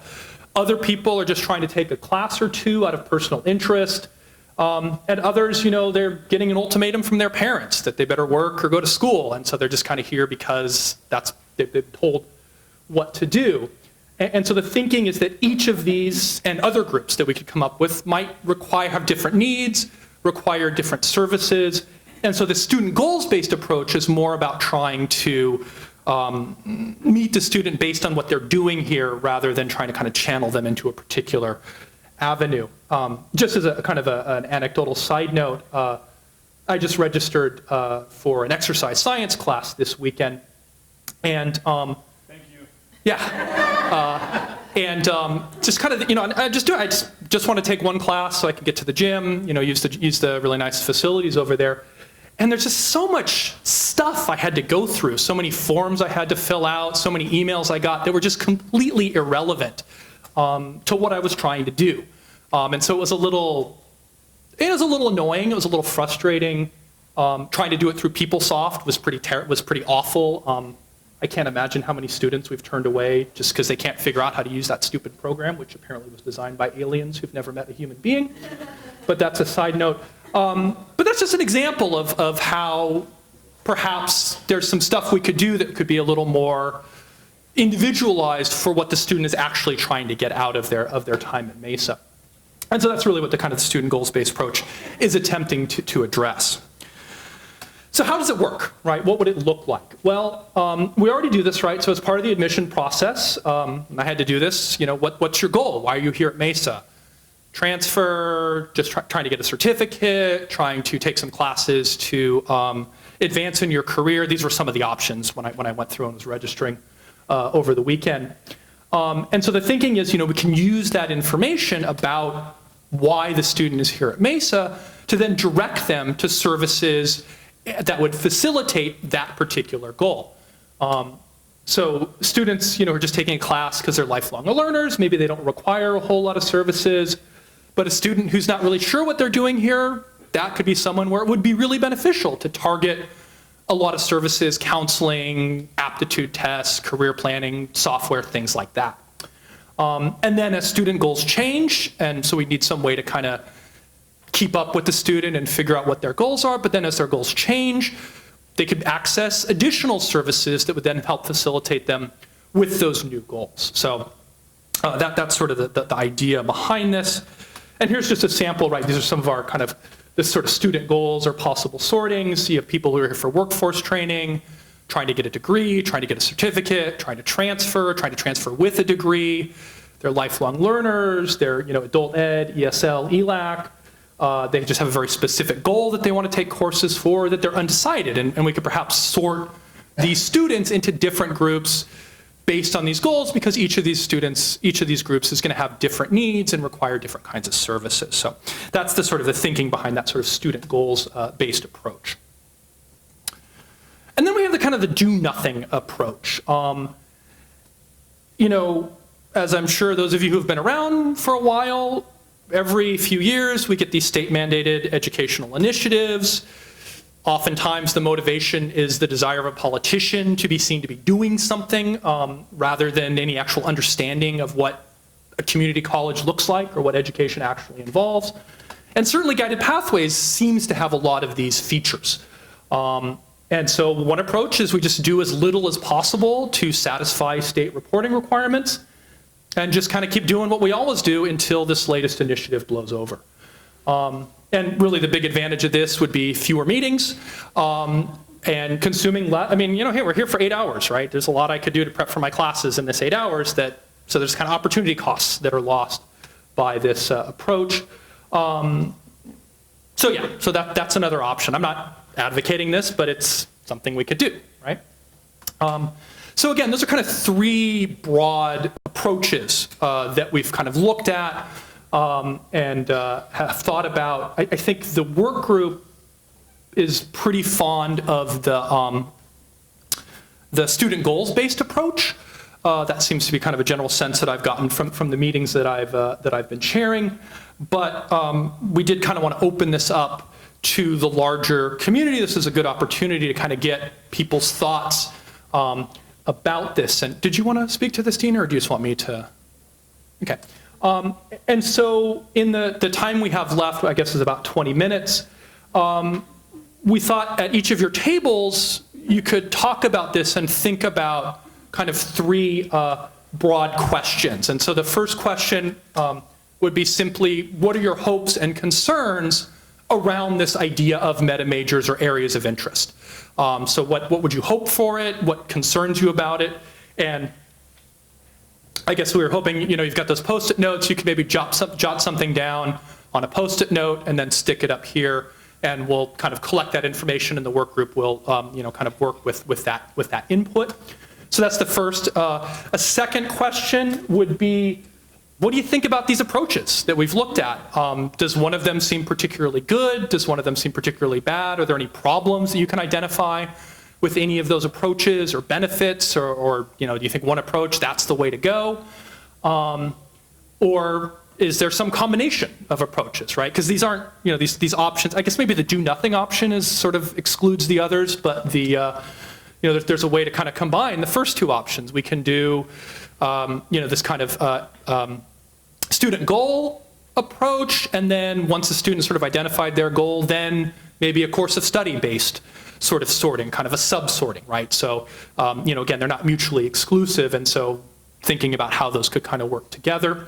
And then lastly, is there a better way? Is there a 4th approach that we didn't think of, or a 4th way, or 5th or 6th way of thinking about how this kind of meta majors, areas of interest framework could operate? And we got a bunch of smart people in this room, and so it'd be nice to hear your thoughts and see if you have any good ideas about how to approach this. So again, we got about 20 minutes. If you guys could talk about this at your table, and then jot down any thoughts on a Post-it note and stick it up on the relevant table.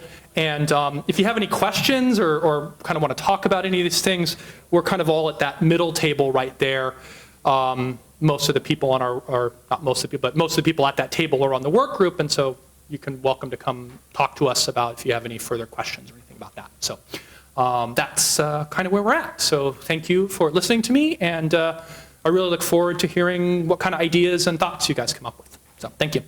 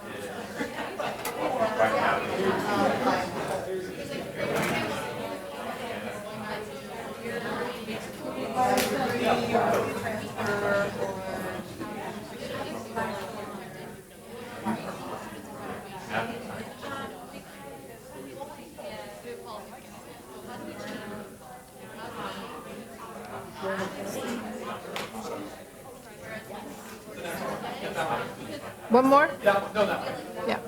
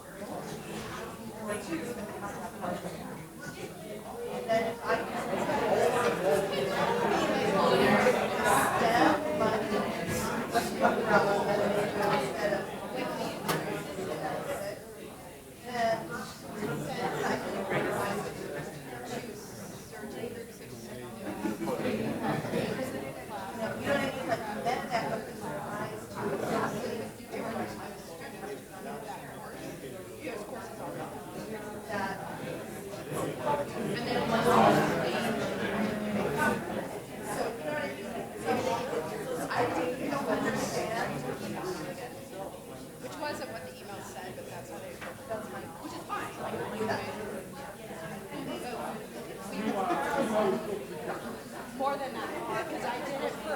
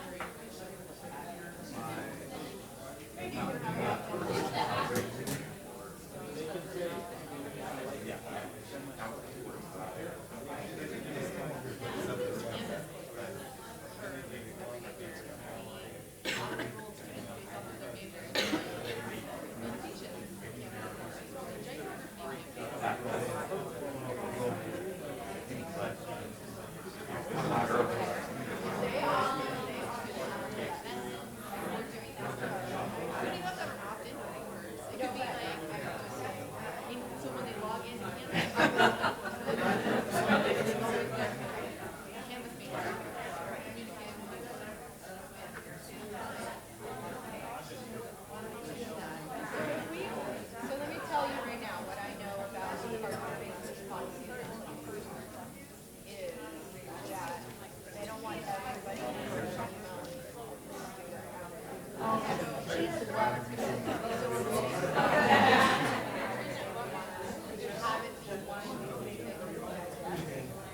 Well, that's all, that's all, another policy.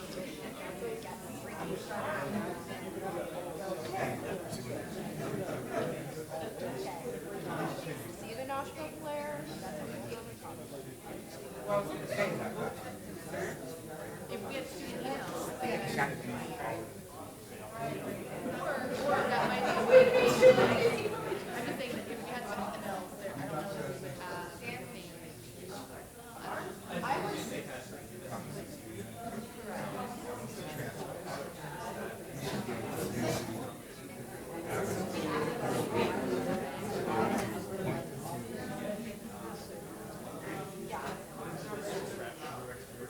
What I just said.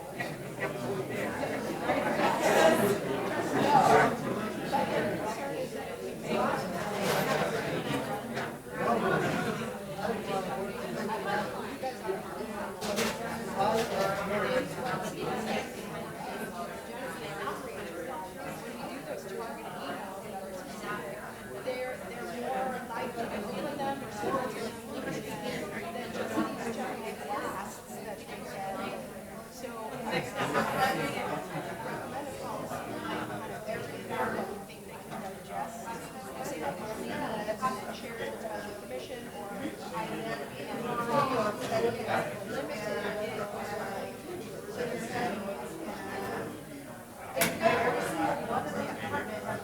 that's what I'm saying.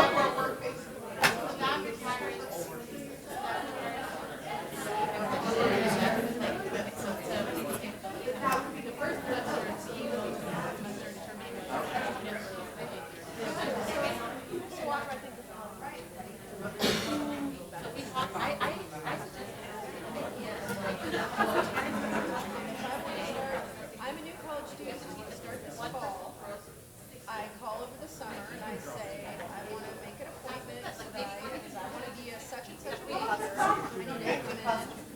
So it's been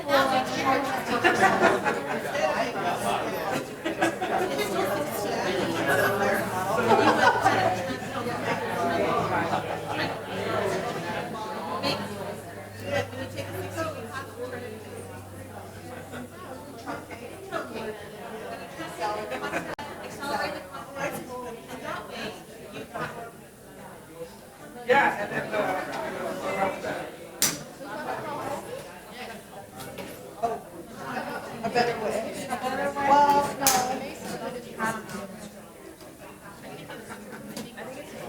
8-week personal growth class. But that could be under.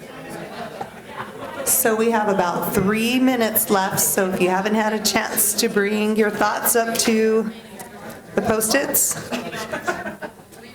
move it.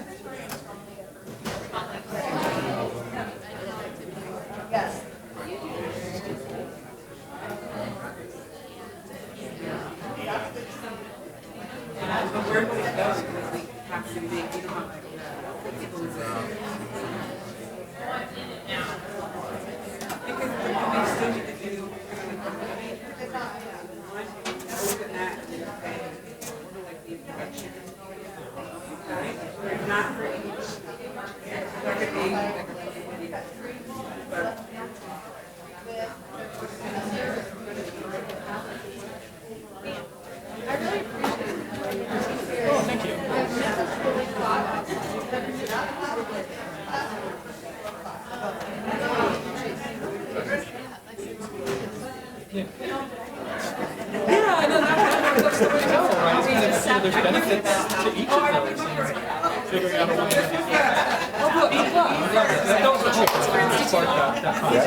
You get a little badge.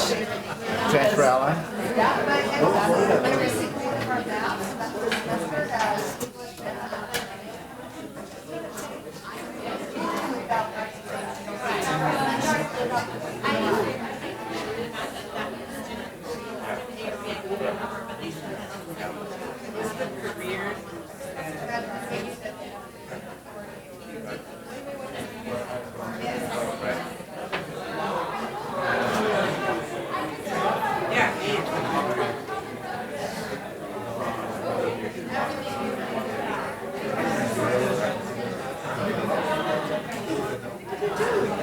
Broke my leg on Thanksgiving Day in Hawaii. Yep. Yep. Yeah. So I'm getting better, but it's kind of Thanksgiving, so it's been a while. It has been. Oh, okay, okay. So you're on the mend. Yes. Yeah, Very okay, much. okay, Very much. okay, good, okay. Nope. I was just gonna take those and type them up and take them to my worker. So because we want to give every work group their due time, I'm going to ask Sean. Is Claudia here? No, Claudia has a child. So you're doing it by yourself? Oh, Leroy's a stand-in. All right. Leroy's like, I got this. All right.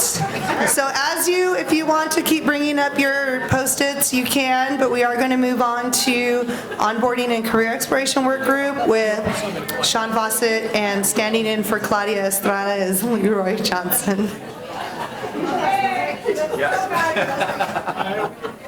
Oh, this is going to be awkward because you're super tall and I'm short. Uh-oh. Okay, halfway? Can you hear me? Yeah? Okay. Hi, everyone. My name is Sean Fawcett. I'm one of the work-based learning coordinators here at Mesa. I am the faculty co-chair for Onboarding and Career Exploration, along with Claudia Estrada Howell, who is our Career and Transfer Evaluations coordinator. And Claudia's baby was sick today, so unfortunately she wasn't able to make it, but we have amazing Leroy to stand in. Yes, yes, hi. And Leroy Johnson, I'm also on that Onboarding and Career Exploration work group, and so we should be able to let you know exactly where that work group is and what kind of things we're working on and how you can assist us with it. So today we're going to talk about our membership, our overarching goals, our why, which is going to tie back into our earlier conversation from today. We'll go over our 90-day action plans for our work group, our communication plan, and then address any questions or comments. And I also want to touch on Leroy is going to be a great resource because he was our lead for our Pathway Navigation work group, which Onboarding and Career Exploration morphed out of, became part of Guided Pathways. So this is our membership, all of their beautiful faces.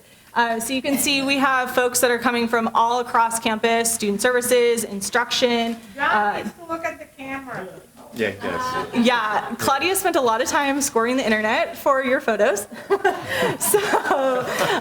we are always looking for more help with this work group. So if you're interested, we'll talk a little bit about when our meetings are at the end of the presentation. Okay. And looking at our goals, we have 3 overarching areas of focus. The first one is pre-enrollment, engagement, and onboarding.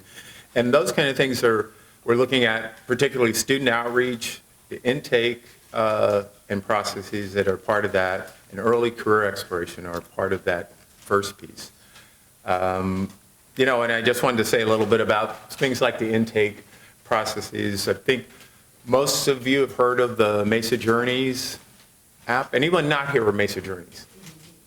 Okay, thank you. Thank you for not scaring me. So that's one of those intake pieces where, students are able to look and find what kind of services are going to be available to help them out and direct them. And something to look at for all of these things is they're all continuing processes, right? They're not going to stop and, just do the Mesa Journey one time. It's set up so that as they change, we saw this morning people change majors. As their goals change, then they can go back, redo it, and get different information that'll keep them on track about what they're trying to do. That second one for differentiated orientations, we've got online and in-person orientations.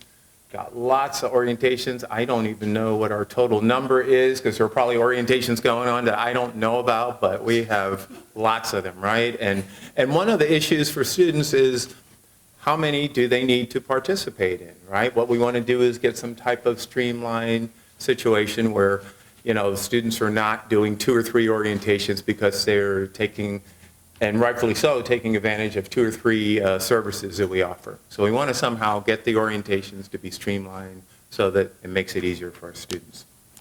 The third overarching area of focus is career planning before education plans. It's actually pretty tough to do, right? I've worked with Claudia, I've worked with Sean, we've been brainstorming this for a long time. It's hard to do, but I think we can do it. I think right now, we looked at this morning that the comprehensive education plan doesn't take place until the 2nd semester. That of students here. One of the reasons for that is that it wouldn't do a lot of good in the first semester.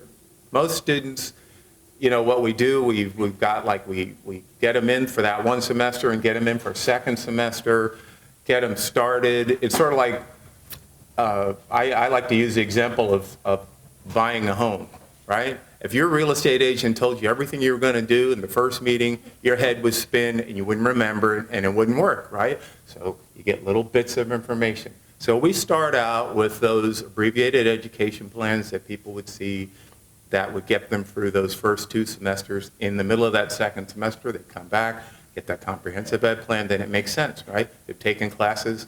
College isn't a dream or something that will never take place and be physical. It's something that's real. Yes? So is the abbreviated ed plan done during the orientation, or is it separate? It's, some of them are done during the orientation. Yes, it kind of depends. So we've got that cruise orientation, our major overarching orientation, and students do get an abbreviated ed plan from that. Okay, can I know that? Yes. At what point, so now with multiple measures and AB 705, right? So the students are given, I keep forgetting M40, Right, they're milestones. Milestones. I can't remember that darn thing. Okay. So I'm really interested, given what we see in math classes, at what point do the students go from the M40, which is a relevant thing, to actually enrolling in the math class early on? When does that happen? Right, so it's all part of that AB 705, as you were mentioning, Isabel. And so that students, even at a milestone of M30 or R30 and W30, could still take a transferable class, but we have those X classes, right? We have English 101X, we have Math 119X. And so the whole effort is to try to get students to that transfer level as soon as we can, rather than, I think one of the student examples we saw this morning, they were taking English 42 and 43 and 48 and 49, and, I think they got to English 101. I didn't look that far, but, so to alleviate that kind of a problem, that's kind of where we are. Okay, so that career planning before education planning starts during the orientation, starts at the cruise area, and we try to, and we're putting in ways to have it continue, because it's a continuing process. It's not like students know what they want to do, their career is resolved. I don't know if my career is resolved, and I'm going to retire in about a year and a half. I'm trying to think of what I'm going to do next. I've got to have another career plan, right? Your career goes on forever, right? It doesn't just stop. You don't get a plan and you just follow the plan and go off into nirvana. It doesn't work that way, right? So we're always evolving, and that career planning is always happening. So we need to keep that in mind about that career planning. And what did you say at the arrow? Yeah. Okay, our definitions of onboarding. Onboarding is a process that creates a smooth adjustment for new students into the college campus. It starts before the students are admitted and continues for at least the first semester, right? We've got those multiple orientations, multiple ways to get people onboarded. I mentioned that Mesa Journeys piece. We have differentiated orientations, right? With all of our programs have their own kinds of orientations. And that's focused on a learner-centered orientation approach that acknowledges that students have individual learning styles, motivation, abilities, and needs. And so we're trying to get that orientation to be focused on the students. Just as we were looking at with the guided majors and mapping, we're trying to think of how can we focus this on a student, what that student's goals are. The third one in career planning is the ongoing process where students explore their interests and abilities and create their future success by designing learning and action plans to help them achieve their goals. So we're in the process of really deciding what does that career plan look like, right? The career plan is going to be different for each person. So we have to kind of look again for the individual pieces of what works for each individual student. And that last one, career exploration, learning about various occupations and their fit with students' unique career preferences, their skills, interests, and values. Students want that they want satisfied by their career. And ideally, students engage in career exploration during and after identifying their career preferences. As I said, it's an ongoing process. Anybody have any questions? And if you don't know where you're going, you'll probably end up somewhere else. I like that. So that looks a little weird. Yeah, if you can read that, you're good. Yeah. So our work group really thought about the why, and it comes down to students and some of the themes that we had talked about earlier today. Our educational journeys being lengthy, confusing, costly, and inequitable for our students. So this specifically looking at onboarding and career exploration, this is our pre-enrollment engagement and onboarding. So the image on the left, which you hopefully cannot read, is all of the email communications that a student receives from when they first inquire with Mesa to the application process all the way through to when they register and enroll in classes. This blown up version, so you can see a little bit better, but still I don't know about you, but that gives me a little anxiety. And we get hundreds of emails every day, right? So imagine a student that is straight out of high school or has a learning disability or doesn't have direct access to internet or computer, and they are bombarded with this messaging. We need to think about that, and our work group is reviewing this information, what that initial onboarding process looks like. Yes. Yes. It's all really interesting. So can you go back to the thing that I can't read? Who sends those emails? Is it us, or is it centralized at the district and every student gets? Does every student get every single of those emails, and who sends them? They're coming from the district, and they're somewhat individualized, but a lot of them are generic. So, in our system in Campus Solutions, if you really want to be shocked, you should try to see the list of the emails that each student receives, right? There are dozens and dozens. I won't say hundreds, I'm not going to exaggerate, only dozens and dozens. But when you try to go through and find how many and what type of email students have received, you're going to be pretty shocked. There are a lot of them. Yes? Yeah. Andy.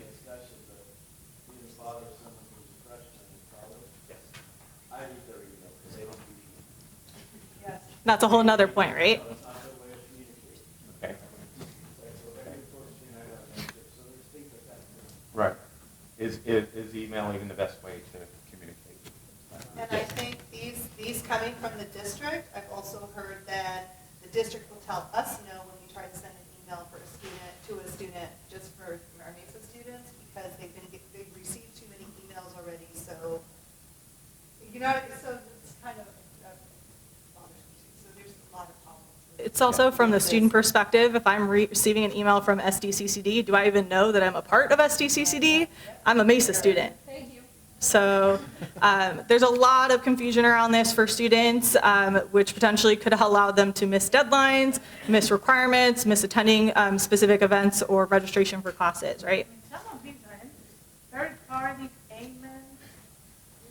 Good for you. We can send you the actual full-blown thing. In regards to orientation, Leroy touched on this. There are a lot of orientation options for students. We have the online orientation, the new student orientation, which is in person. We have summer and winter crews, pre-registration workshops, also any support programs. So EOPS, Star Trio, they have their own individualized orientations. Discipline specific, so allied health has their own orientations, also student athletes of specific populations. So how does a student know what orientation to attend? Do they attend multiple? What information are they receiving at each orientation? Is it the same information? Is it consistent? So again, going back to those themes, and our work group will be looking at that. Here we go again. So can you tell, this is really illuminating, right? I'm learning a lot with this clip. So let's think of an orientation, like the new student orientation. Can you tell us in broad strokes what is covered at the orientation, of the new student orientation? So it's through counseling, so I'll let you do that one. Yeah, so this is like we would, I'm looking at this one, and so we offer a face-to-face orientation. So we typically have that online one, and we want to give students an option to say, well, if for some reason you don't want to do an online orientation, you can come in. And so we're going to explain things like those milestones, explain what the basic idea of AB 705 is, give them that first semester ed plan, right? Those kind of things. So they walk out with the short. And do you have instructional faculty as part of the orientation? Not that one, no. I don't think there are very many. I know we do we have international student orientations, and they include some instructional faculty, but not. Cruise does. Yep. Not across the board, but a few disciplines, yeah. Thank you. No problem. And then talking about career and life planning and choosing a major, this was brought up several times this morning. Leroy also touched on it. So a student is asked what their major is upon the application, and Ian can attest to that when you applied. But also on our website, in our catalog, students see a list of our programs and degrees alphabetically. right? So what if they're not sure what accounting or geology or health information management is? What's prompting them to select that as an option for them when potentially that could be a great fit for their skills, their interests, their passions as far as what they want to do later on. Also with career exploration, so a student chooses a major, they have an idea of what they want to go into. So for example, the student is interested in nursing. There are over 25 different types of nursing that a student can go into. That will then dictate what type of education plan they're going to have. Are they going to be a nursing assistant, which requires just a CNA? Or are they going to become an RN? Are they planning to go from an RN to a BSN? Are they transferring straight from Mesa to SDSU for their program to be an RN? Are they maybe going as a kinesiology major and then applying at the master's level to get an LPN? So there's a lot of different choices that a student has to consider just with nursing, which is typically considered a direct pathway into a career, right? That dictates where a student potentially could go as far as their education, their schooling, and then on top of that, once they get their degree, they get their license, where exactly are they interested in working? What type of department, what type of level as far as age, population, et cetera. Where are they staying in California? Are they planning on moving outside of the state? So all those factors go into their decision, not only when they're looking at careers, but also that's tied into their academic and education plan as well. So I know we don't have nursing, right? Yes, which is why we chose that option. But I'm just curious, so, God, we better not get sick. And so, you know, if I mark, for example, I don't know what a travel nurse is, but let's say I like that and I mark that, and how different would the first year or the first semester be from somebody who is doing nursing assistant? So nursing assistant is like a CNA, which potentially could be like 1, maybe 2 semesters, versus like a full RN program is going to be at least 2 years. And although we don't have nursing as a major here at Mesa, we have nursing students that come here that complete the prerequisite classes in order to transfer out to some of those other schools listed. So it's not to say that we can disregard this as an option, because essentially you'll have nursing students in all of your classes probably. So here's an example of a hypothetical student, Wayne T. And his background, never went to college, but got a job in an insurance company as a clerk. He lives on the margin, but eager to learn. He's still working full-time. He's motivated, but needs support navigating the college system. And his goals are, he likes his job in the company, but isn't making enough money. Was told he needed to strengthen his technology skills in order to advance. And he wants to learn Excel and other Microsoft Office tools, but does not need a degree for now. And some of his other areas about him, physical, social, technical environment, uses his cell phone, as a lot of our students do, but does not have a computer at home. It's true of a lot of people, right? You know, the folks who teach online know that, and I know a lot of our students are doing those classes on their cell phones. So just this idea of a typical student who maybe doesn't have access to all the possible resources that would really help him out to get to where he wants to go. And what we do to assist him is kind of what we like to think about. Quite a few things different. And I would want to bring that part back to, you know, when I think about student equity, or if I think about our MESA pathways, I want people to think about it in terms of individual students, right? Individual students are kind of what we're focusing on. Everybody's situation is going to be a little bit different. This one's not that unique. We probably have quite a few people like that are working full-time, need to advance, but they don't have every way possible that would help them to be able to advance. So can we connect Yes. this with you know, the 3 approach? So what would say in the middle approach is Wayne's educational goal? Yeah, I mean, I think career development, yeah, that's actually one of the options when you register is university, which are used like, you know, career development, something along the lines of, you know, I just need some courses to advance in my career.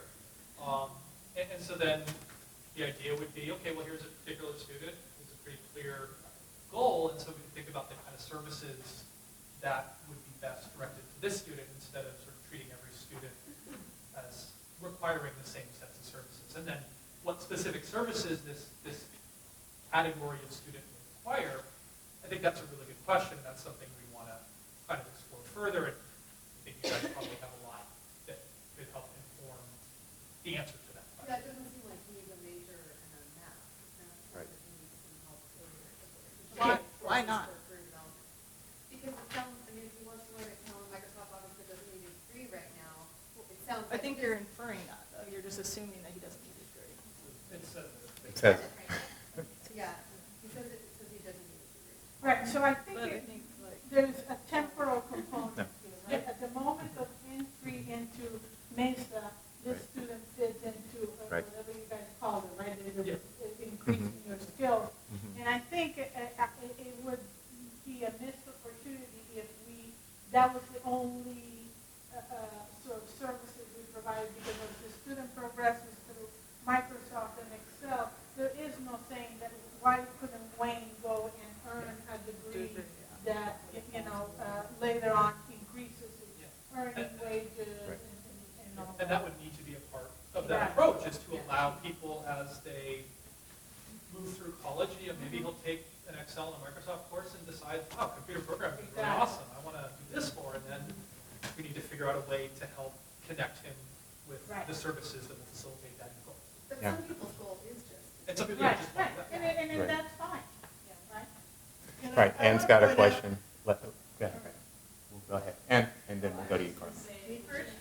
Ann.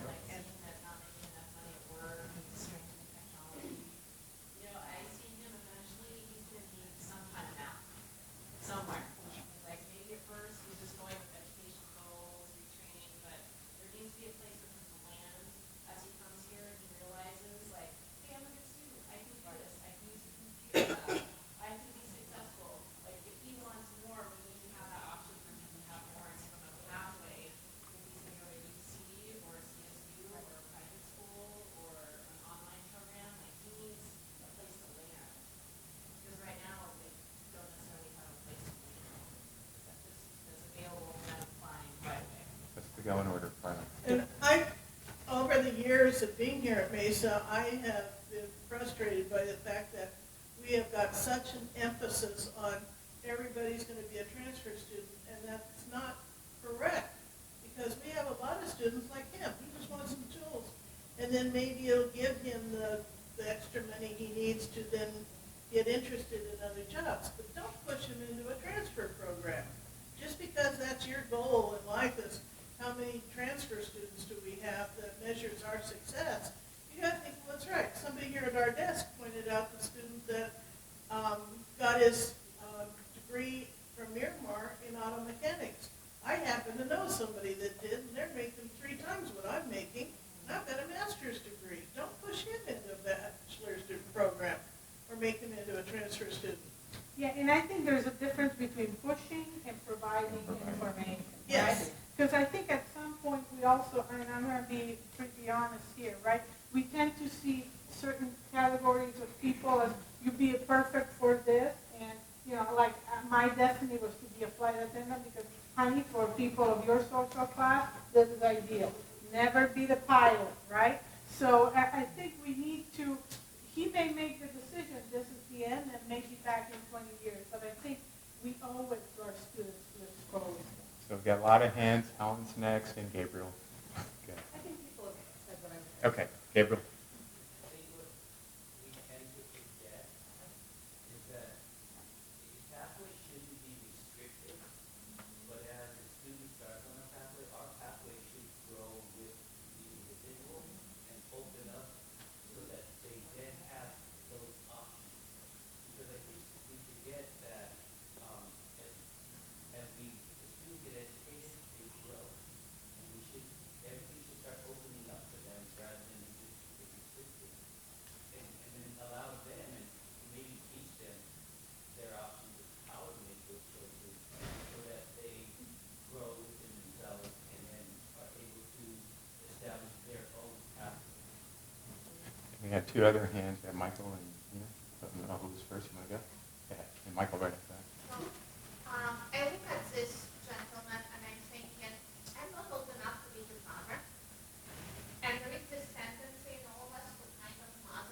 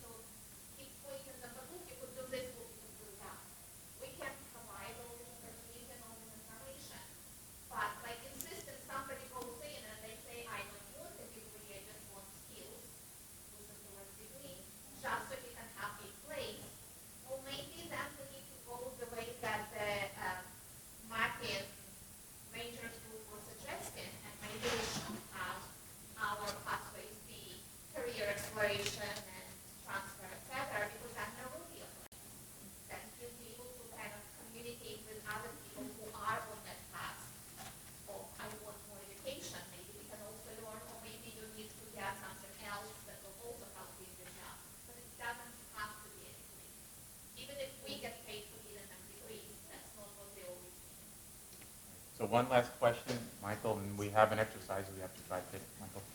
I'm just going to connect with that because this is a good example of why if we were going with more traditional groupings for like math and interest groups, that this student might have a negative reaction to it because he has a very specific goal in mind. Excel, Microsoft Office, tools for work, and when he came in his onboarding process, we said, what's your major? What major do you want to major in? And he's like, Excel? Computer science. Here's your right. Exactly. And so then he might go, oh, well, this place is not for me because I have a very specific idea and you're making me think about things that I don't need to do yet. So I'm just adding that to say we need to be careful about how we make these groupings and these ideas of what we tell them right off the bat, because we can either tell them, yeah, you're in the right place and we can provide what you need, and then also provide the space for that to grow into something if you'd like, without shutting out and saying, no, you have to do this right now. Yeah, that's a good point. I think that's a great point of like just saying that these are your options, right? We're not limiting them into one direct path, but providing that information so a student is able to access it. And I love that whole notion about options because from where I come from, those options weren't presented to me. Right. And so until I went to college and someone helped to expand my thinking, they didn't push me in certain ways, they didn't make me do anything, but it's that whole concept of notion of hope. So yes, you might be looking at it now so you can make enough money, but if anybody ever told you that you could run that whole organization, you know what I mean? So let's meet this goal. But on your way there, let's expose you to some other things that you may not even know is possible. You can use it now, you can use it if you choose not to. And then this is just a personal thing. This is the institution of higher education, right? And so degrees is something that we do. And so I've always taken it back when we have a hard time saying that this is transferring and getting a degree is an option. We should not be ashamed of that, of talking about that. Like getting a certificate, like getting, all of it is yes and. It is not either or. So I would never talk about getting a degree as if that's a bad thing. Like that's part of our mission. It's a part of what we do. So I think that our group is saying that it is not either or. That is not one way to do this. It was like that fourth option that said, we got to get students from every angle. So some students may respond to this, so let's give them that. Some students may respond to something else, let's do that. We were thinking at some point we have to decide where we started, and then we would expand out. But it's all about options and exposure, and not based upon what we think the student needs. We don't know. And that's why we want to try to connect in a variety of different ways and expose them to it. It's not for it's opportunity. I may not know it's possible to run the organization, and all I've ever seen is people working for somebody else. Or somebody there's a path to do that. Right. Thank Good you. point. Thank you. Do you want to go with that? Yeah. Let's go back. So our 2020 goals, just to cover these for everyone, by fall of 2020, develop an intake form and practices that are comprehensive enough to facilitate effective referral to over 3,000 students and prospective students to appropriate programs and services. By the end, second goal, by the end of fall of 2020, develop an orientation process that welcomes over 1,000 students to the campus, effectively informs students through interactive as well as electronic means of all the programs and services available to them, and serves as the first step to integrating students into their pathways or learning communities. And that third goal, to create a career guidance and exploration process by the fall of 2020 that will assist at least 1,000 students, and that occurs before students are required to select their courses of study and are integrated with education planning, thereby promoting student agency in selecting majors and courses and supporting ongoing motivation and eventual completion of the student's goals. Those are 3 big goals of our work group. And the great news for us is that there's already amazing things that are happening on campus here at Mesa. And as you can see, our work group, Onboarding and Career Exploration, spans the full educational journey, as well as all pillars of guided pathways.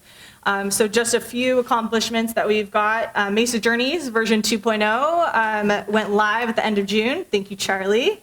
The tool is being offered out at local high schools as well as through summer crews. Mesa Onboarding has steps now for Let's Begin, Let's Finish, where students are able to identify the different orientation types and all the programming that's available in student services. Summer cruise, counselors incorporated a career exploration activity matching students to their Holland code. And that data has been recorded. It's actually implemented now in our SAR scheduling system, so counselors are able to pull that data up when they're in student appointments and have that conversation right off the bat. Work-based learning and Caitlin organized majors at Mesa in the fall, which had over 30 disciplines and programs participating. We also not only had hundreds of our Mesa students attend that event where they were able to talk to faculty and students, but we also had local high schools attend as well. You have our 2020 action plan on your table, so if you want to see more information and accomplishments, check that out. But one thing that we wanted to highlight is the amazing work that's happening on campus is all because of you, all happening across all disciplines, all programs, academic, instruction, student services. So just to highlight a few, within Clarifying the Path, we have Jay Van Kirk, who's one of our psychology professors. She offers a variety of career planning activities for her students and mentors them as well on what possibilities as far as career options that students can go in with psychology degrees. And she just got national attention for her work on incorporating 21st century skills in psychology. Yeah, she's incredible. If you don't know Jay, definitely hit her up. Entering the Path, we have Carla Tretna from Outreach. Herself, along with our student outreach ambassadors, go out to our local high schools and continuing ed sites to be able to talk to them about Mesa's programs, the services that we offer, and how to apply and enroll here on campus. We have Pega, where's she at? Woo woo. She has coordinated our careers in humanities panel for students along with our Path and work-based learning program, Caitlin. And then Juan, to ensure learning, partners with Summer Cruise to offer math jams throughout all of our opportunities, which is pretty cool. I know, like that stash. Let's bring the real one in here. So we had a lot of great comments and questions. Can we go back? Oh yeah, of course. So I'm really interested in learning what exactly do we do with CE? Because I know we don't want to push people to places, but I feel that there is a missed opportunity, especially since this is one of the few districts in the state that has such a robust non-credit program, and how we utilize it to support our own learning here, and as a pipeline for those students who might be interested, is something that I'm really interested in learning and working on. So I don't know what we do. So one of the things we do with the continuing ed people, we have like our credit by exam programs where they take classes and they're able to get credit once they here at Mesa. I think even before they get here. That'd be one of the real large pieces. Okay. Yeah, and I know that one. I think we got more excitement to do with other pieces. Yeah, I think they do other things. Yeah. Jennifer. Oh, I was just going to say we also have college connections. Many of the people who have been involved are all in this room. So, but I think we need to discuss the limit. Right? Yeah. We need work to do. So we are. So with outreach, they use the ambassadors in similar ways that we do with our high school. So we have ambassadors at Seaside. For whatever reason, for some years there wasn't always that open exchange to be there, be in those spaces. But now we have great working relationships. So we have ambassadors there. They do workshops. They can help with their transition process. So like they're there, like they're out in our schools as well. Yeah, I think a lot of it, I've seen in the last 3 years is Carla's work, because we've got like a high school counselor conference, and she is really doing a lot of great things in coordination with the high school, so I think that's got a lot to do. Also, Work-Based Learning and Career Center are partnered with Outreach, and so they've trained some of their Outreach ambassadors on career exploration activities that they provide to students. And I know some of the CE students have come here to meet with Pavel, our internship coordinator, to talk about opportunities that they can get hands-on learning. Good. So we have probably 5 minutes for this activity because you had such wonderful comments and questions. Okay. So maybe do this on your break. So you each have a chart on your table, very similar to kind of the activity during lunch, but we're asking for you to be a part of our work group today. So really think about in what ways in your current role you have engaged students with this work, specifically to talking about onboarding and career exploration. If you can share specific examples. What additional ideas might you have to engage your students with this work? Either additional things that you'd like to do, or if you haven't done anything previously, what could you potentially do? Also, what challenges do you see might come up, and how can our work group through Guided Pathways help support your efforts? And also any questions that you might have for our group. And you have like 3 minutes to do that. I'll remember, we can get to it. They have more. Not more, you have 3 minutes. They have a couple more slides. Well, let me go back. Those are your questions.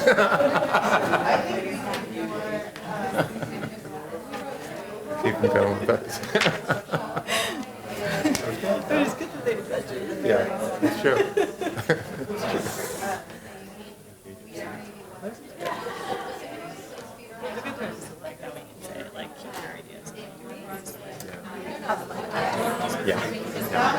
Yeah, you're right. So that, and we'll mention that the ideas they come up with can be part of that. Yeah.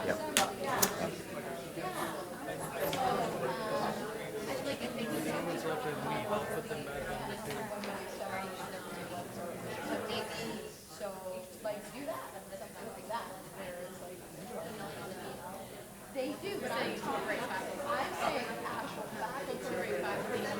They can do their work like Dawn. Dawn throwing up the trash can or Mayan things he found in a Mayan ruin showing how taking a steam jar or something from biology. If you have any questions, hang up and we'll let you know. I saw you guys in beetle room the other day.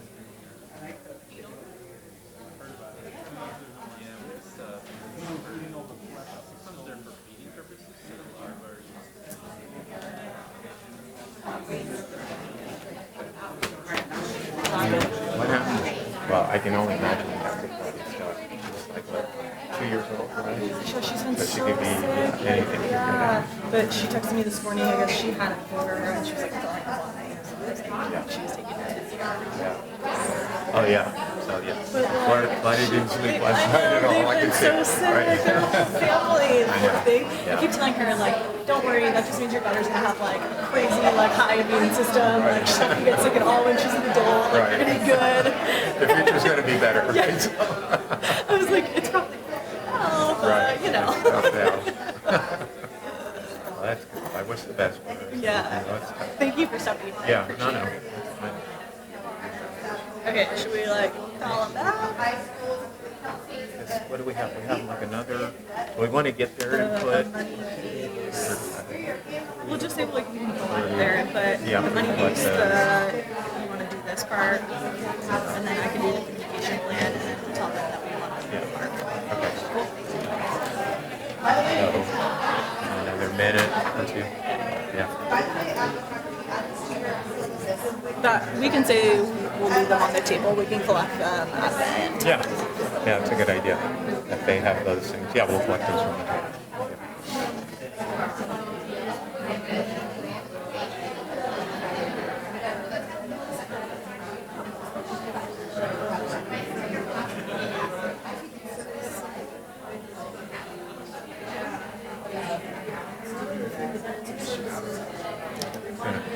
I think we lost all of our students. I'm looking around. We have one. Oh, yeah. Is Okay. there. Okay. Well, a lot of But I them think they only asked them to see. was from where? Okay, should we pull it up? Yeah. Okay. Sorry to cut that activity a little bit short. We will leave, you guys can have the worksheets on your table and continue to fill those in and we'll collect them at the end of the day.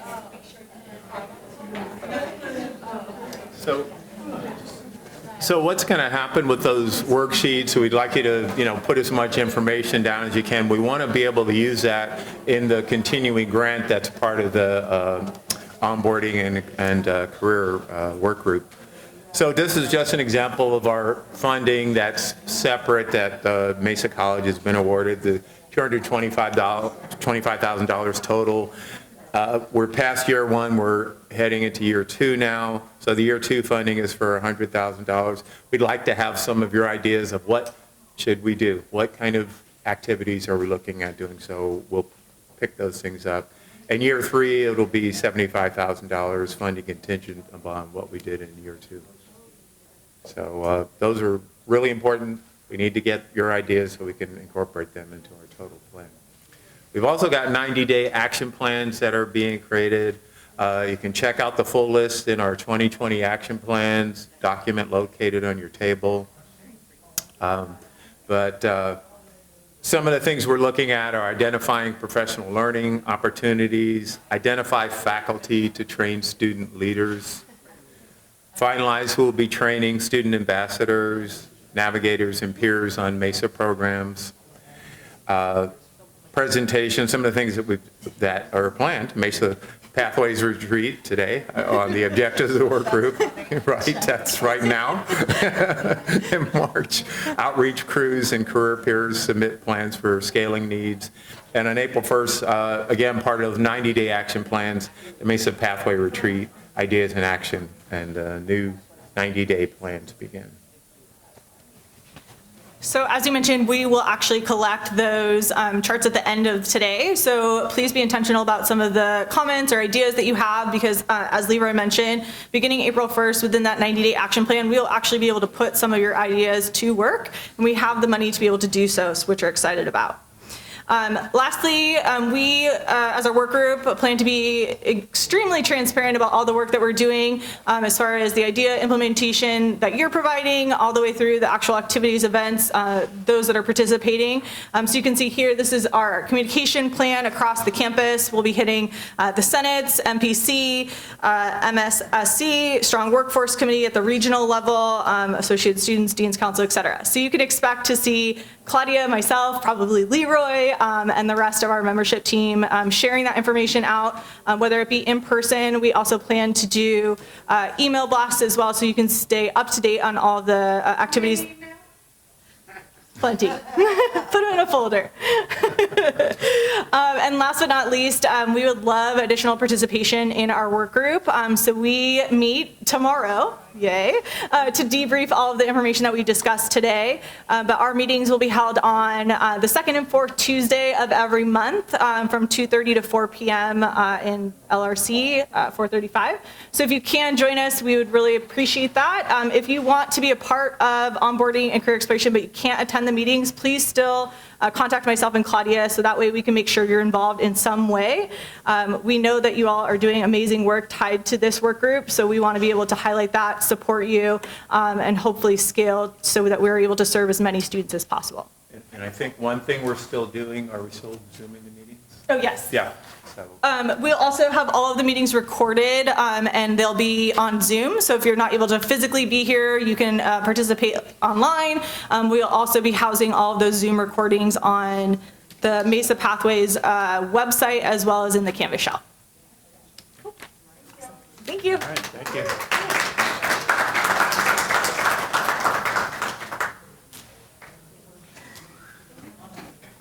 Are we still alive? There is sugar on the side in the form of cookies, some weird little pastry thing, I don't know what it is, and fruit. And I believe there might even still be some coffee. But I'd like to welcome Mr.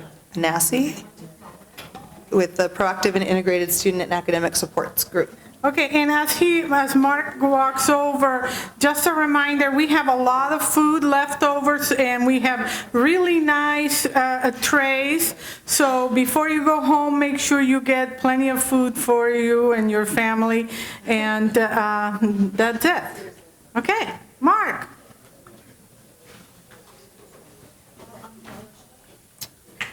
All right, I'm going solo today. Trina's unfortunately very ill, so she couldn't be here today. Not that ill, sorry, she's just sick. I guess that sounded bad, yeah. And also, I do want to just take a second. This is a very long day. We're doing a lot of heavy lifting, doing a lot of work. So just want to let you know that I appreciate you. I appreciate your time here today. And I'm just going to talk for a few minutes and then give you some time to kind of debrief, and then we'll get back together. But I just did want to share that I do appreciate the time we're all spending together. So in the proactive and integrated group, we're going to spend some time just briefly talking about 5 things that we have been doing and what we'd like to do in the future. So as a brief overview of what we've done so far is one of the things we wanted to do in the fall was increase our membership and participation, and we were able to do that. Fine-tune our mission and goals, and I'm going to show you an example of that. Work on a really fun interactive pizzas visioning activity that was created by Katie, who might have stepped somewhere else, that's all right, and talk about this idea for the summer about creating this collaboratory. And I said before, I'll say it again, we are, that word collaboratory is now ours. Do not take it, do not steal it, we are using it. And then lastly, this idea of creating a student group that's going to really drive the Pathways vision and what we're trying to do and get more student voice involved. So over the last semester, we're able to increase our membership. We're showing here a representation of who is working with our team. It might be a little small, but we're showing that we're working with faculty and classified professionals, both on instruction and student services, and we would like to expand that. And specifically, with a group that's focused on academic and student support, we would like more faculty involvement because we feel that's part of the piece of how does this really all tie back together, what's happening in the classroom. Oh, and we do meet on this second and fourth Wednesdays from 2:30 to 4 if you'd like to join yet another work group. Our mission, or part of our mission, Andy, will you please read this part of our mission at the top, please? Payback time. Part of our mission, you want me to go on? Is to integrate support services into the fabric of students' learning experiences at a proactively community students where we are and supporting their education. Right. That's okay. It was such a vibrant presentation of the mission. I think you're spent. You're good. So the goals we do want to create an inventory or scan of what we are doing already, and if other gaps, are there things we're duplicating, and how we can work with those. Utilize our diverse campus community to create a vision of student support. And we're going to start talking about that today. Empower student voices to guide Pathways work to stay on the path, and we're going to be creating this student group. And purposely connect our work to equity data, other Pathways groups, mindfulness, intentions, and inquiry. So really trying to be a model of a group that's trying to work with other groups and take all the things that we're doing and bring them together. This is a very brief example of one of the activities we did during our Pathways meeting, where we took different aspects of student lives and student classes and things they could be doing, and they were movable. So we tried to make like a physical pathway of what might be happening with students and where they're going and who they might interact with. And we're thinking we might reprise that in the Collaboratory we have this summer. We've tried to visualize in many different ways and shapes and forms what we are and what we're doing and what does this mean. And this is one of the many attempts of like a 3D model we were trying to get at of how it's just really, sometimes you just got to keep it simple. But this was getting way out there on this piece. And of course there's a pug there, so that's always good. We are thinking about how to bring back together this a group of folks to really talk through what it is we are doing here and what are our hopes and dreams. And I heard Bridget, and I second that, a call to action as well, like what can we really do? And if it's technology-driven, people-driven, a combination of both, whatever it is. So starting this summer, bringing student services and academic support services together and having a one-day collaboratory, and then in the fall, bringing instruction in and talking all together what we can do. Do you have a date for that? Not yet. Sometime in June. Here's a brief definition of a collaboratory, basically working together and communicating and creating principles and norms that, like, how do we want to work with each other? Why do we want to do this? Again, is this idea of investigating connections and disconnections so we know where we are and where we want to go. And some ideas we have so far, which we're going to definitely mold this semester as we're moving towards it, is a sense of community building, pillars, exemplars, speed dating, visioning, spotlights, and doing a gap analysis. And this is where we are now. Isn't it seeing if we're noticing, right? Sure. And one of the things that we are going to be piloting this semester is getting an opportunity, and I think it's unfortunate. I mean, it was really neat to have the students here this morning. I know most, if not all of them, had to leave this afternoon. Having the student voice and participation, I don't know what happened in every group, obviously, but in our group, just having a student in the conversation was just so powerful. And so how can students be a part of the Pathways Committee and the subgroups, and how can we provide spaces and times to compensate them for their time and really understand the nature of I'm a student, I can participate sometimes, and sometimes I can participate all the time, and what is that going to look like as we work as a team. So right now, for example, you'll notice here's the group that started that student involvement group. There are no students in this picture, to my knowledge, at least not Mesa students typically. But this is what we're thinking after this involvement, what it will look something like that.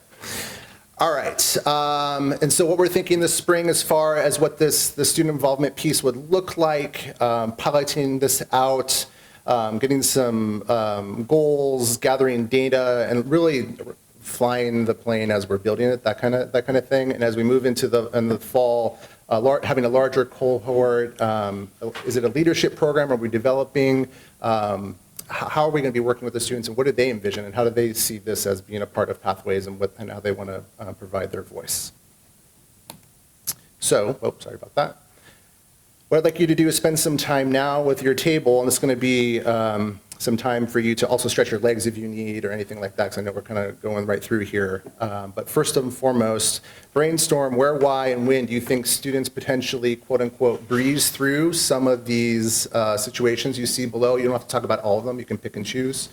And where might they stumble along their educational path? So the first one, if it's a high school student, CCAP student, or somebody who's dual enrolled, or any kind of prospective student to Mesa, when they're on their path, where do you see that's potentially easy for them, if you're picking a student or a group of students, or however you want to think about it, and where might they have some issues or stumble?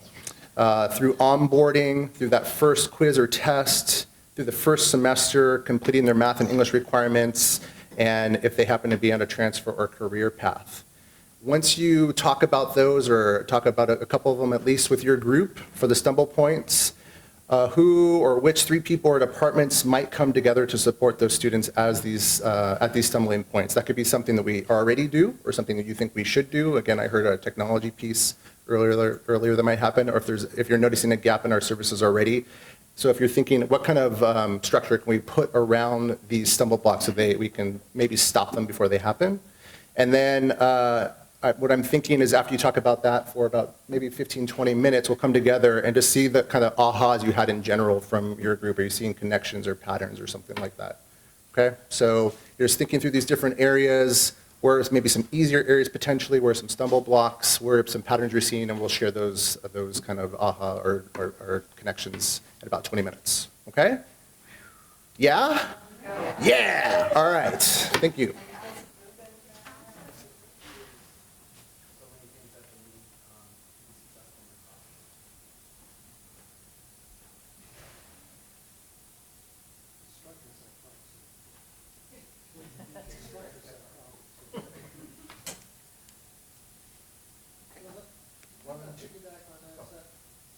As operating systems change, a lot of these educational softwares that we use don't work anymore, right? I can't load a new operating system in because it'll slow the computer down to control. And so there are many programs I can't use it. It's not compatible with my operating system. The hardware's still working. We're supposed to get a new computer every 3 years for a contract, I believe. I've had mine 5.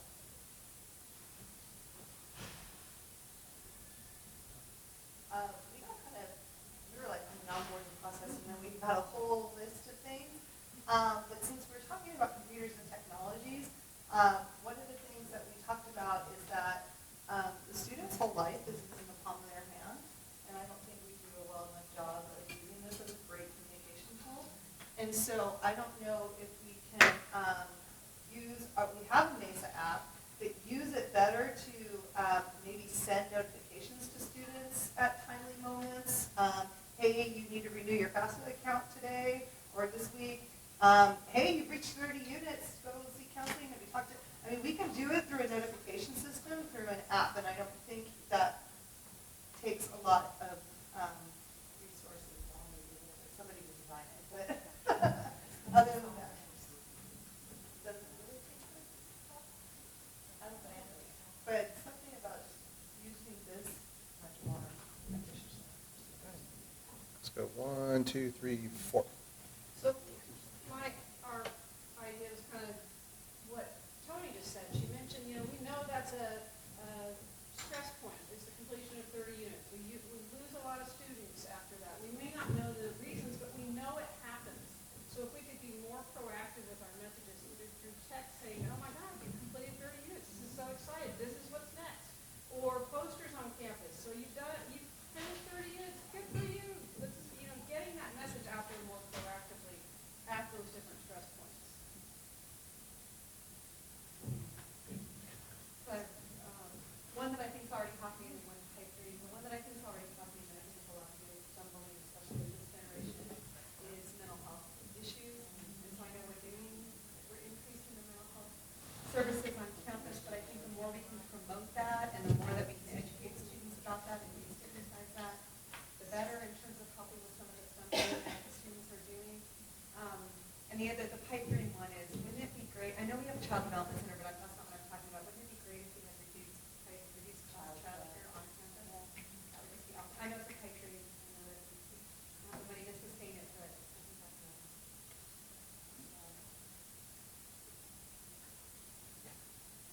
Kind of, to back up on the areas type 3, but I was picturing something like, YMCA, when you come for YMCA class and you drop off your child in the daycare for just an hour or so while you're in class, and then you pick them up. I actually did something like that when I had my first job at Crosspoint and I had a baby. I had a daycare nearby where I dropped my kid off just for education. And that made it more economical and more sustainable, and on each campus was just a little play place, like, an IKEA or an YMCA. So that's one thing, but there is another thing that I'm thinking about receiving, like the first quiz test. Often our students do not have a realization of how much time should go into preparation and studying for academic classes. So the whole idea that it should take you 3 hours for every class hour is kind of foreign, and they don't expect it. And when you actually tell them, and I tell mine on the first day, they don't believe it. And then they're surprised, and they still think it's too much and shouldn't take that. So I'm thinking that somehow, somewhere, we need to be imparting this on them. So you signed up for this schedule, and it has, like in counseling, maybe you have this, a philosophy class and a psychology class and a chemistry class. You understand that this is how much time it's going to take you on your own to study and read for these classes and prepare. Let's make sure that you can actually find the time, or maybe you need to reduce your course load in terms of how many classes you have. So you want some more? No. I think Stacey was going to go. Oh, sorry. We had a really robust and wonderful discussion, especially around part C, the students through the first quiz test. So we did talk about, of course, connecting them with services, whether they're instructional support services or if there's things going on in their life through things like early alert systems and building that wraparound network of support. But we also talked about the importance on the instructor side of making sure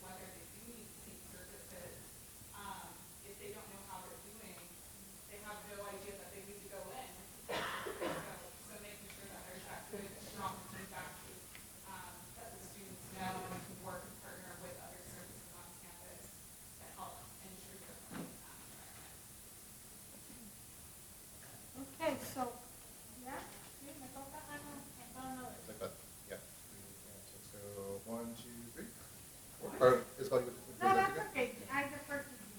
I just wanted to share what we talked about briefly. We kind of stopped at the onboarding that we believe, and I've seen with my own kids, that when they went through the orientation process, they just quick, I didn't read the information, and turn around and ask me a bunch of questions. It's super annoying. But we all have done that. When we're installing technology, we all go, yes, I agree, yes, I agree. Oh, wait, what did I agree to?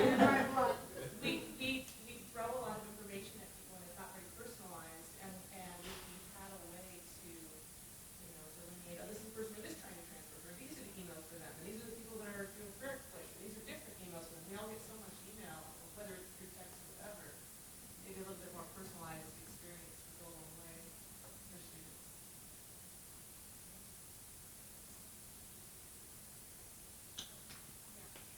I was really welcome back. I have a sister, we have different dads, and she has she has twin sisters. So from her dad's side, and they just entered into Mesa this last fall. So I've been really helping them through all of this, and they come from pretty privileged background, and they have people that have mentored them, look up to them, and they're twins, 2 brains, better than 1, and they have they're in the Promise program, and same as what Christina was saying is, they get the emails with all the requirements, and like, so did you get that? And they're like, yeah, I don't know what to do with it. So, I feel like it's lucky because I'm here and I can answer questions, and I know people, I can ask people, but so many of our students don't have that. So I think it'd be really naive for us to think that students breeze through any of these things up here. There's a lot. And then of course it depends on the student and what they need, because we're not going to know, you can't lump all the students together and think, oh, they're going to meet with these 3 departments, going to be individual for those students. So.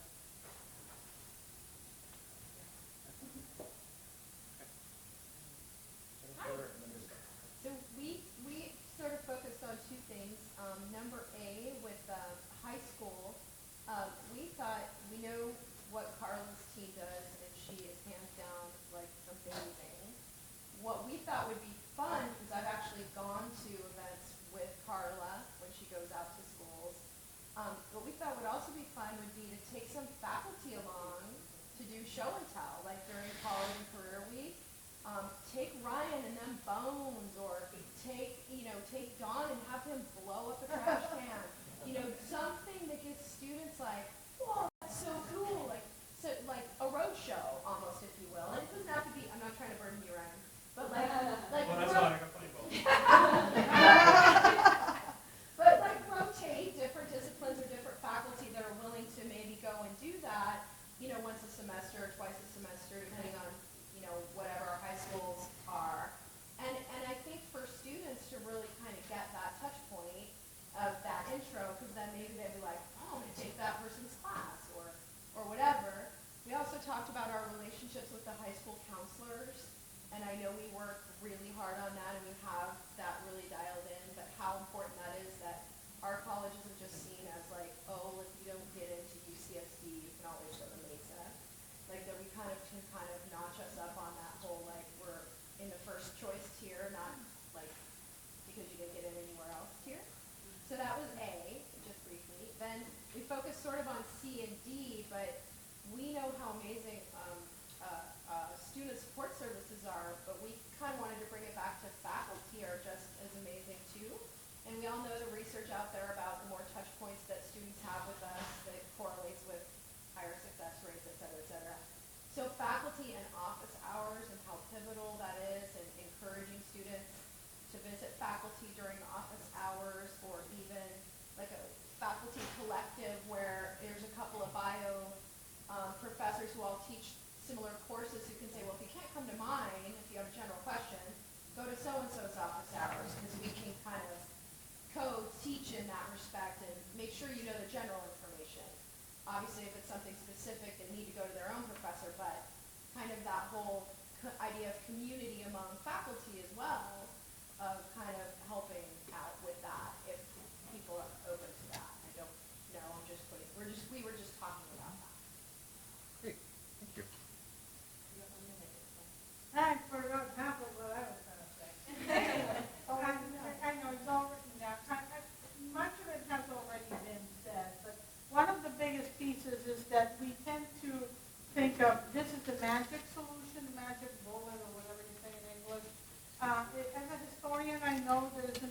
one single cause or one single solution.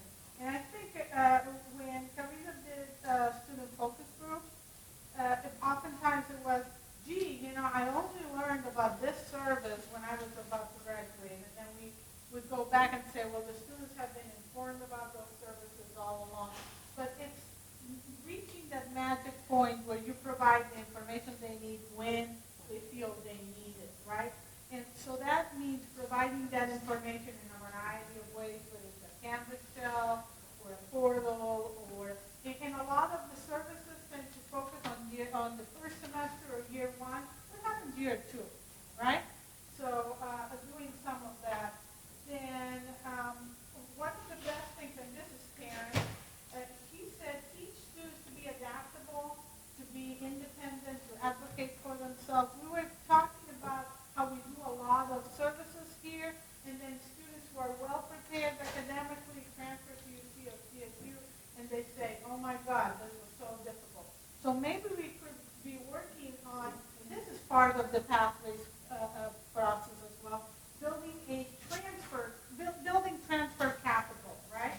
At some point in the path here, students who want to transfer, not everybody, if they want to transfer, then can we prepare them to the intersegmental communication between us and the other transfer institutions, as much as we all would like it and work towards it, it's not ideal all the time.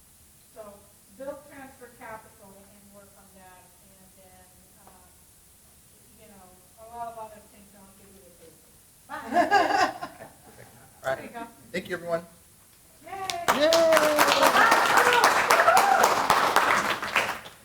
Here we go, Mark. I meant it. So the last group.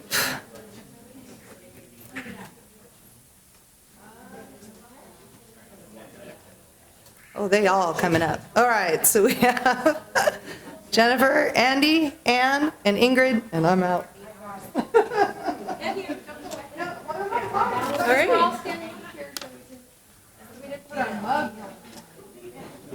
So much sense that communication was last. And Ina, get up here. John, you're going to smile and wave. Okay, so we are the Brave Communications Workgroup, and Tony kind of mentioned not all of us, Andy, Ingrid, Jennifer, Ina, and Tony, and myself, and I think Gitty's here, John. Just joined us. Yes, very good. So we have like 2 activities for you. Jennifer's going to talk about something, and then Ingrid's going to end up the show for us. I think I'm just going to turn it over to you. Can I just say one thing? So the 2 things we're going to do are the communication plan that we've been working on, and then Pathways Glossary. But we all noticed today that students brought up many, many times simple language. And we did, Ina did a workshop on that last semester, and so I think we all kind of talked about we need to focus on that again so students understand what we're talking about.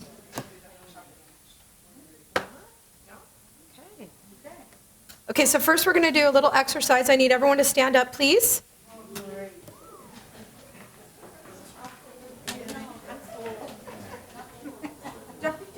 Except for you, Ian. You're good. Everyone up? Okay, I need everyone to look up at the ceiling and then reach up to the ceiling. Stretch. Okay, exercise is done.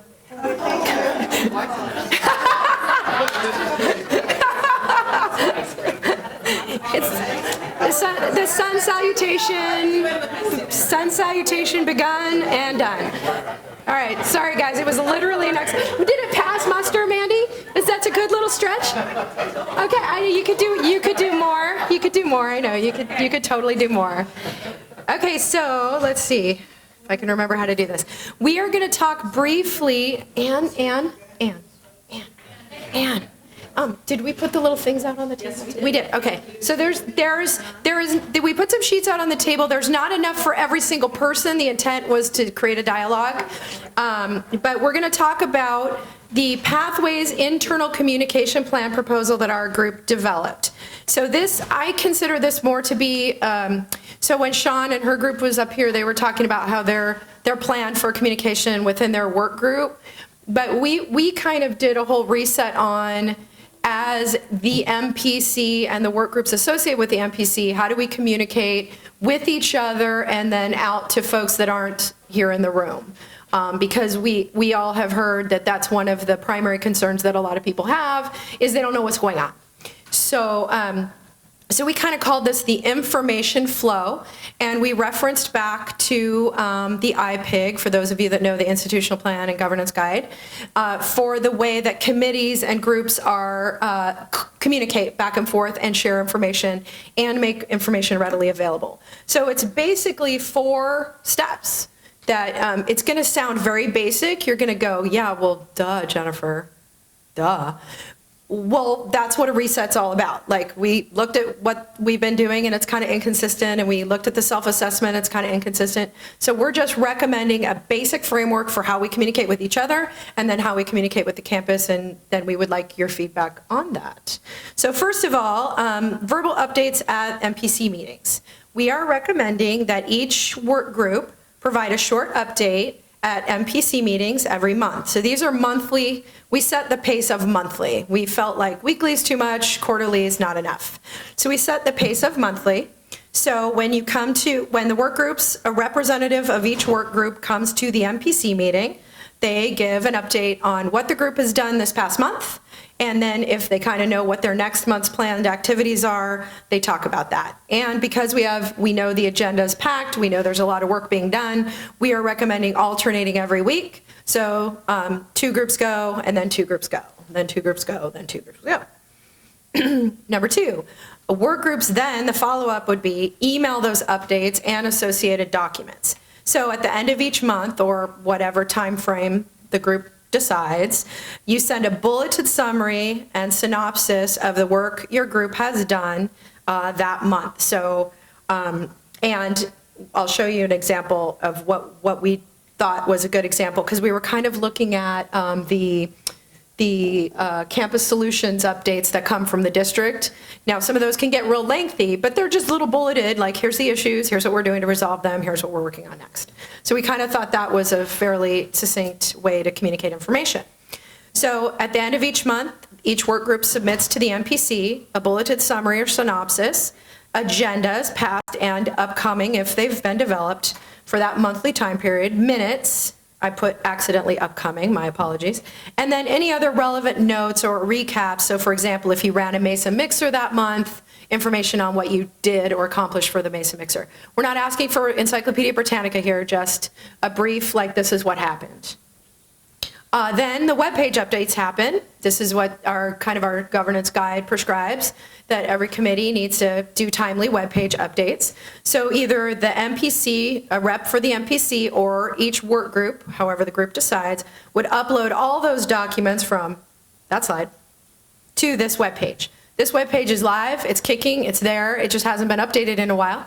Todd over in the loft has been helping Howard and Tony get some of that done. But what we've noticed is that information from the work groups, we don't have it on a consistent basis. There's no real rubric or format. So this is what we're recommending. And then a campus-wide email once a month. Again, at the time, once all this has been gathered, the web page has been updated, just a general campus email goes out. Dear Mesa College community, please find the Pathways update for January 2020. And so you can see kind of like work group projects. Here's what we worked on, here's what we did, here's what we're planning.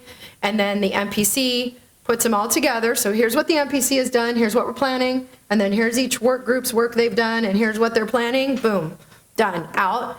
With, if people want more information, want to join a work group, want to actually read the minutes or see what's on the next agenda, because I couldn't go last month, but I can go this month, they can then link to the website so they can check out that information. We know that we've been sharing campus-wide emails about Pathways. You guys get the email. You guys get the emails from me every month. I'm putting it in the President's FMM. Send me your synopsis. But this would just be one step more so that people are getting the information. And if they choose to open it or read it, that's what they choose to do. If they don't, they don't. We can't really control that. But we are making the effort to communicate with them, and we have a prescribed process by which we're doing it. So we would like your feedback on that. We don't have a big sheet. We ask you guys to kind of discuss it at your tables. You can either write some notes together. We have a Padlet if you want to get on to the tiny URL with these exact same questions. If you are more of a technology person and you really don't, want to talk to Mandy or Leroy or whatever, you can do that. So our top 3 requests for information are thoughts on this process. So that being the frequency, the method, the feasibility. Is once a month enough? Are these methods sufficient or not? Less, more? And then feasibility. Do we think we can actually, if we decide we want to use this structure, can we do it? Number 2, thoughts on the format. If you'd like to see it framed a different way or presented differently, we were going with, KISS, keep it simple. And then number 3, thoughts on any perceived barriers or other concerns. So this is where we really want you to be a devil's advocate and go, yeah, that sucks, here's why. So yeah, those kinds of thoughts. Anyone? I mean, ideally, we'd like you to write it down so we can talk about it afterwards, because we're not going to solve it all today, but this is our proposal. Okay, shall we get to work? Yes, please. Na, na, na, na, na, na, na. Terry, had a hand? Give it to me. I think your ideas are great ideas, and the more it can be communicated everywhere, I think the better. One thing I was thinking of, I think we need to get everybody on up to date first. Like, where are we right now? Because if we're all at different places and we get updates, we're going to have gaps. So let's get all caught up right now, and then the future updates, I think, will make sense to everybody. Here's where we're at. Now here's where we're going. This is the work that we're doing. We can't get a continual update. So you're saying that, for example, if one work group is a couple months behind on their updates, that we need to get them up to, so we're all at the same starting gate? Am I understanding that? But maybe there's just something that's published right now to say, boom, boom, boom, boom, here's where we're at, this is where Mesa is at right now, and then as the updates come in, then we're all informed on those updates. So I just don't think everybody is at the same point. So like what they did at PCAP? So part of the reason we had this conversation is because in the special PCAP meeting on December 10, was it, when all the work groups gave updates, a lot of us in the room that were on certain work groups but didn't know what the other work groups were going went, oh, that's awesome. I didn't know what they were doing. Wow, that's super cool. So that was helpful for us. So this is what we're envisioning. Yes, Ina.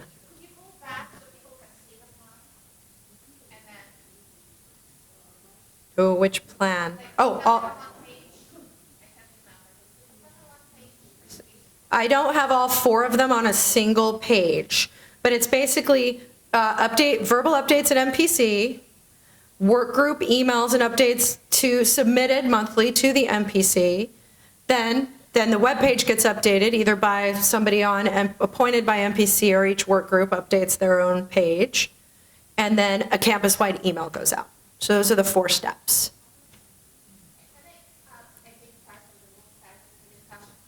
Part of the reason for this is, yes, we all have our work groups and we have our agendas and we're doing our stuff, but we're not talking to each other. So everybody is doing this in isolation, and we're just kind of throwing it out, and then what actually reports in to the committee and being integrated in any way. That's kind of like the reason for figuring it all out. You have good thoughts, Alan. I can see you're smiling. Please share your thoughts. Because you're doing verbal updates already. We are? When? It says in the meetings. No, we're not. We want to. We're proposing it. Oh, okay. This is our proposal. All right, so in addition, would it be possible to do some type of verbal update, like a podcast or something we could listen to? Because I don't have time to read all this always, but I do have time to listen. I would have time to listen. I agree, because sometimes I've gone to meetings and I'm like, this could have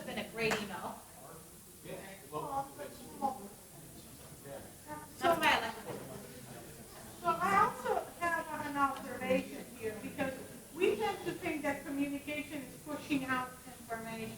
But there is nowhere in the plans where people provide feedback for that information. There has to be a venue. We are not just communicating with people. We want people to react. As long as they put it down in the notes, I don't care. I'm fine having the discussion. Yeah, you should have that. Well, I apologize. It's inherent to us that there's feedback within. This is just how, like, each meeting has their feedback. So, like, how do you want feedback on the bullets? What do you want feedback on? Here's something that I learned elsewhere. I may not be on any of these committees. I have no idea what NPC stands for. You know, it sounds like British Parliament to me. But I may have a brilliant idea about something that from my little office or my classroom, I think we should do based on what I read. To whom do I address that? That's a great question. I think that would be part of number 4 on the campus-wide email for feedback. Guys, can we go back to the original thing? These are our recommendations. Talk about all these things you're coming up with at your tables. Put them on the papers and the web tablet, and then let's have the conversation. Sorry, I got out of order. No, that's okay. We only have I'm in trouble. 10 minutes. So click.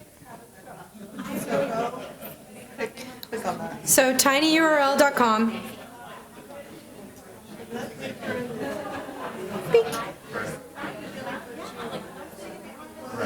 People are already here.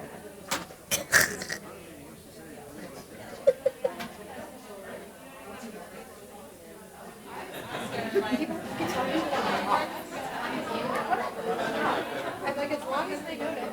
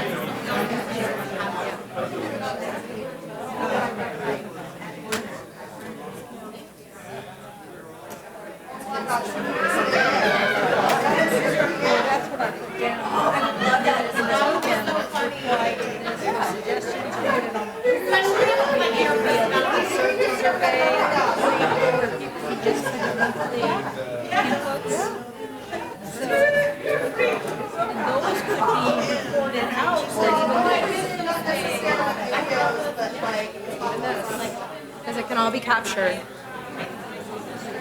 Regular reports, if you do not have it, they can be a basis for summary email. Uh-huh, yeah.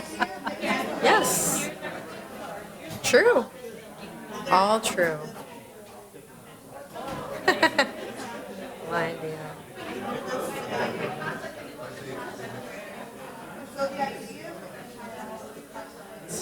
Let's build on this. Yay.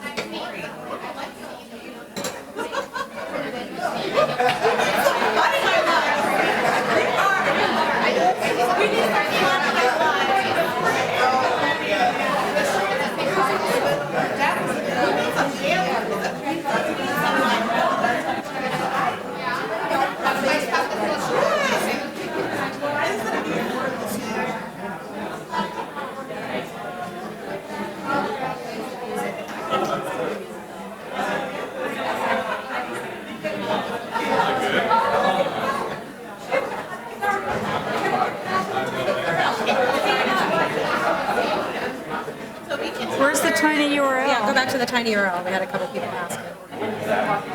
There we go. There we go. There it is. There's the tiny arrow. NPC comms feedback.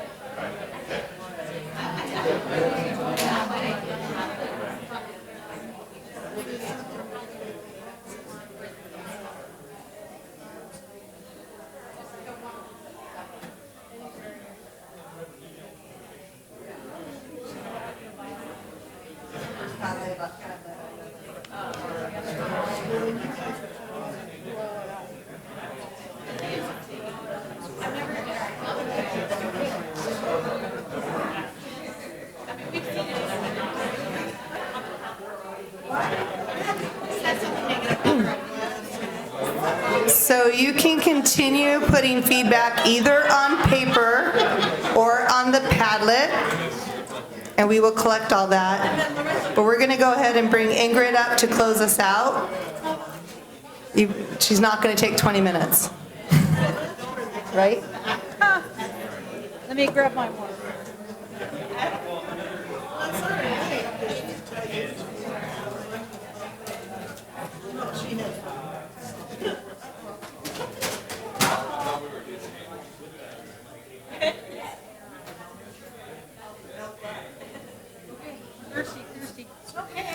Okay, well, whoo-wee. We were just talking about how brain dead we are, right? Okay. Good one. Okay, so my name is Ingrid. For those of you who don't know me, I'm an adjunct English faculty. I'm the BSI coordinator. I recently joined Pathways, the Brave Communications group in the fall, and am excited to be here. So one of the things that I volunteered to do is take on this Pathways Glossary, because what we do at Brave Communications is talking about how we can make those brave communications, how we can improve the way that we communicate. Part of that is plain language. Another part of that is looking at the jargon that education has, right? Faculty and staff, when we get out of our areas and we get into new areas, we go, what does that mean? What is that acronym? And so we thought what we could do, and early in the semester we looked at different glossaries. And so we decided that as a project to do over the winter break was to put together a glossary for Mesa and to Masonize it.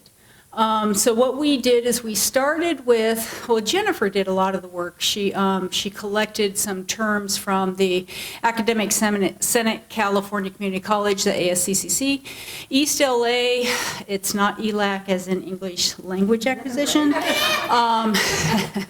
and Maricopa Community College glossaries. And so what I did is I put them together, and then Tony and I, we met over break, we had a working lunch. And we started looking at these terms and seeing which ones applied to Mesa, taking out the ones that were more germane to those particular campuses. And so we synthesized and we merged them, and we omitted terms that we did not feel that was really relevant to us. So it's roughly about, I want to say 12 pages right now, but it's in its infancy. It's still nursing. And so these terms are indicated. So what I had done here when I put this together, I bolded it, and then where the term came from, there's that parenthetical at the end. So East LA, you can see the ASCCC, and the ones that I found from the Mesa website. So what I had done as well is looked on the Mesa website and added our own terms that I could find. So moving forward, this is where, I'm a faculty member, so I'm assigning homework. So I wouldn't go to, I couldn't sleep without assigning homework. So anyway, here's the homework. So what we need from you is to take a look, because we are kind of a small work group, Brave Communications, but you guys have expertise in your areas. And so we're gonna further massage over the next week the glossary and get it sent out to you, and I'll have the coordinators send that out. And then what we're gonna need from you guys is to look at it And not every term you're going to be familiar with or want to make suggestions on, but the terms that you know we have a better definition, one that's been MESA approved, one that feel that we need to update, then you can reply to those and then send that back to us. So what I'm going to ask is that you look at all the terms, add or replace the definition that you know that there's a MESA version out there. Add 2 terms that you feel that we could include, such as, I wrote it down, but it's right here, like collaboratory. I can't even say it. Mark said it so quick and wonderful, but I think that term should be added.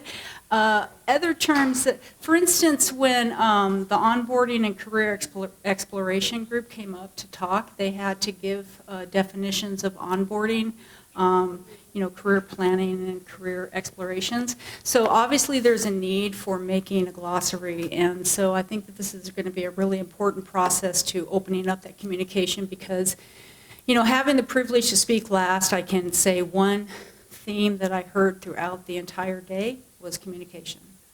And so here we are. This glossary could be that first step to that. So we're going to give you homework, and the due date's going to be around 5 to 6 weeks. And if you could get that sent back to us, we're going to send it out as a PDF and then have you come back with a Word doc that we can then copy and paste. And there'll be Tony, myself, and John will have the access to the actual working copy that's on a Google Doc. Any questions? Okay, don't go on Rate My Professor and write about this. Thank you so much. Did you have closing remarks? You did. Done, guys? Done? We are done. So I'm going to give Isabel. Woohoo! Okay, so it is almost 4 p.m. What a great day it has been. I'm tired. I'm really tired. So if my husband expects dinner tonight, sorry. But I think, yeah, and I already got the box. So if he complains, it's too bad. Okay, just getting serious now. I thought a lot of work has gone into planning this whole day, a lot of work. And I want to thank again from the bottom of my heart, from a conversation we had at MPC to a lunch at some place where we had to serve ourselves, to meetings several times during the break. Thank you from the bottom of my heart to John Crescitti, to Helen Grinsberg, to Tony, to Howard, to Leslie, to Claudia, to Sean. I haven't missed anybody, have I? Oh, Bridget and Hy, who did all the heavy lifting to get us the data. It was a day of learning for me, and it was a day of reinforcement, because what it reinforced for me is that I think we're all on the same page. We have really good ideas of what we need to do, what we want to do. I specifically was thankful for the dialogue. I really liked, Ian, how you presented those 3 choices and allowed us to converse what are the pros and the cons. And every single work group gave us homework and gave us projects. So I want to quote Pega, who just left. She's my neighbor, by the way. One day I'm walking the dog and I'm like, that's Pega? What's she doing? She's like, what are you doing on my street? And I'm like, I just moved. So anyway, we're neighbors. But Pega said before she left, it was a great day, but I hope out of this day comes some actions. So let's not forget, as we all get busy throughout the semester, all the great conversations that we had. And I think it was even better, and I would be, sorry I didn't say it. I was appreciative of how the difficult parts of the conversation were put on the table. It's not the parking lot for small groups. We are all in this together, I think it's the song. But it really was out there for us all to engage it, to digest it, and to come to some understanding. So just to recap, I heard that we are committed to finding ways to support the students through some guidance and some exploration. And it's that marriage of those two that I think is the starting point for a beautiful relationship. And yes, I'm going to have a nice beverage and maybe a movie if I'm lucky. Thank you so much for being here.